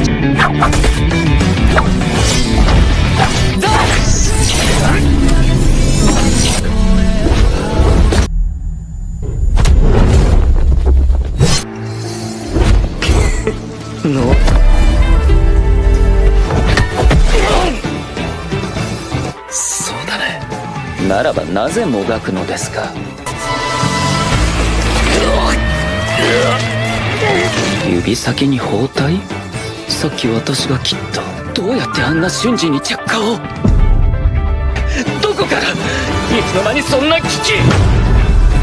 10万ボルトのスタンガンが爆弾だつかហើយនៅពេលដែលខ្យូកានឹងប្រុងចាក់សម្រាប់សិក្សានឹងសេងគឺនឹងក៏បានយកថ្មទូរស័ព្ទនឹងមកឆក់ខ្យូកានឹងធ្វើឲ្យវានឹងសម្លាប់មកកន្លែងបន្ទាប់មកពួកអ្នកភូមិក៏បាននាំគ្នាជប់លៀងចំណែកឯអ្នកយាមយន្តនឹងវាប្រុងយកឱកាសនឹងដើម្បីត្រូវគ្នាជាមួយនឹងក្រុមវិញអញ្ចឹងហើយវាក៏បានស្ម័គ្រចិត្តជួយអញ្ចឹងហើយយឺស្លីហានក៏បានឲ្យវានឹងជួយផ្គុំរូបចម្លាក់ដែលបាក់បែកនឹងដែលធ្វើឲ្យវានឹងលៀនភ្នែកចេញមកក្រៅដោយសារតែរូបចម្លាក់នឹងគឺវាច្រើនពេកចំណែកឯសិក្សាវិញគឺរបួសធ្ងន់ហើយមិនអាចរស់បានយូរនោះទេអញ្ចឹងហើយសិក្សានឹងក៏បានប្រាប់នៅទីតាំងរូបចម្លាក់ដែលខ្លួននឹងបានកំទេចនឹងសម្រាប់នឹងចំណែកឯសេងគឺវិញគឺកំពុងតែព្យាយាមធ្វើស្នាមដើម្បីបិទរបួសដើម្បីទុកពេលឲ្យសិក្សារស់បានយូរបន្តិចអញ្ចឹងហើយដើម្បីជួយសិក្សាណាសេងគឺក៏បានប្រើជំរើសចុងក្រោយគឺប្រើទឹក purify បន្ទាប់មកសេងគឺក៏បានធ្វើការវះកាត់ទៅលើសិក្សាធ្វើឲ្យយឺស្រីហានឹងភ្ញាក់ផ្អើលយ៉ាងខ្លាំងហើយសេងគឺនឹងបាននិយាយលេងសើចថាបើសិនបើសិក្សាជាមនុស្សខ្លាំងយ៉ាងហើយសិក្សានឹងមិនបាច់ចាំត្រូវការឆ្នាំស្ពឹកអីនោះទេដែលធ្វើឲ្យប្អូនស្រីសិក្សាស្លាប់មកកន្លែងបាត់ទៅក្រោយពីការវះកាត់រួចសេងគឺនឹងក៏បានប្រាប់សិក្សានឹងមធ្យោបាយដើម្បីជួយសិក្សានឹងគឺសេងគឺនឹងចង់ប្រើធម្មពលពន្លឺនឹងធ្វើឲ្យសិក្សានឹងខ្លាយទៅជាថ្មឡើងវិញរួចប្រើទឹក purify នឹងដើម្បីព្យាបាលរបួសប៉ុន្តែមធ្យោបាយនេះគឺត្រូវការសម្រាប់សិក្សានឹងហើយទុករាងកាយរបស់សិក្សានៅក្នុងម៉ាស៊ីនត្រជាក់ដើម្បីការពាររាងកាយនឹងហើយបន្ទាប់មកសេងគឺនឹងគឺត្រូវការធ្វើដំណើរដើម្បីស្វែងរកពន្លឺមួយនឹងក្រោយពីធ្វើម៉ាស៊ីនរួចសេងគឺនឹងសិក្សាក៏បាននិយាយគ្នាលេងលើកចុងក្រោយដែលសេងគឺនឹងគឺបាននិយាយលេងជាមួយសិក្សារហូតដល់សិក្សាស្លាប់俺は自分のことをそんな風には思ってないああスーパーマリオ様だただパワー100億%幻覚だ思うだろ絶対壊れんようにព្រឹកឡើងសេងគឺក៏បានប្រមូលគ្នាទាំងអស់ដើម្បីមកនិយាយអំពីផែនការរបស់ខ្លួននឹងដែលសេងគឺនឹងគឺចង់ធ្វើដំណើរស្វែងរកពន្លឺដែលធ្វើឲ្យមនុស្សនឹងខ្លាចជាថ្មនឹងអញ្ចឹងហើយសេងគឺនឹងបានបង្កើតទូកយ៉ាងធំដើម្បីធ្វើដំណើរជុំវិញពិភពលោកអញ្ចឹងហើយ anime Dr. Stone ហ្នឹងក៏បានធ្វើចាប់សំណឹងដែរ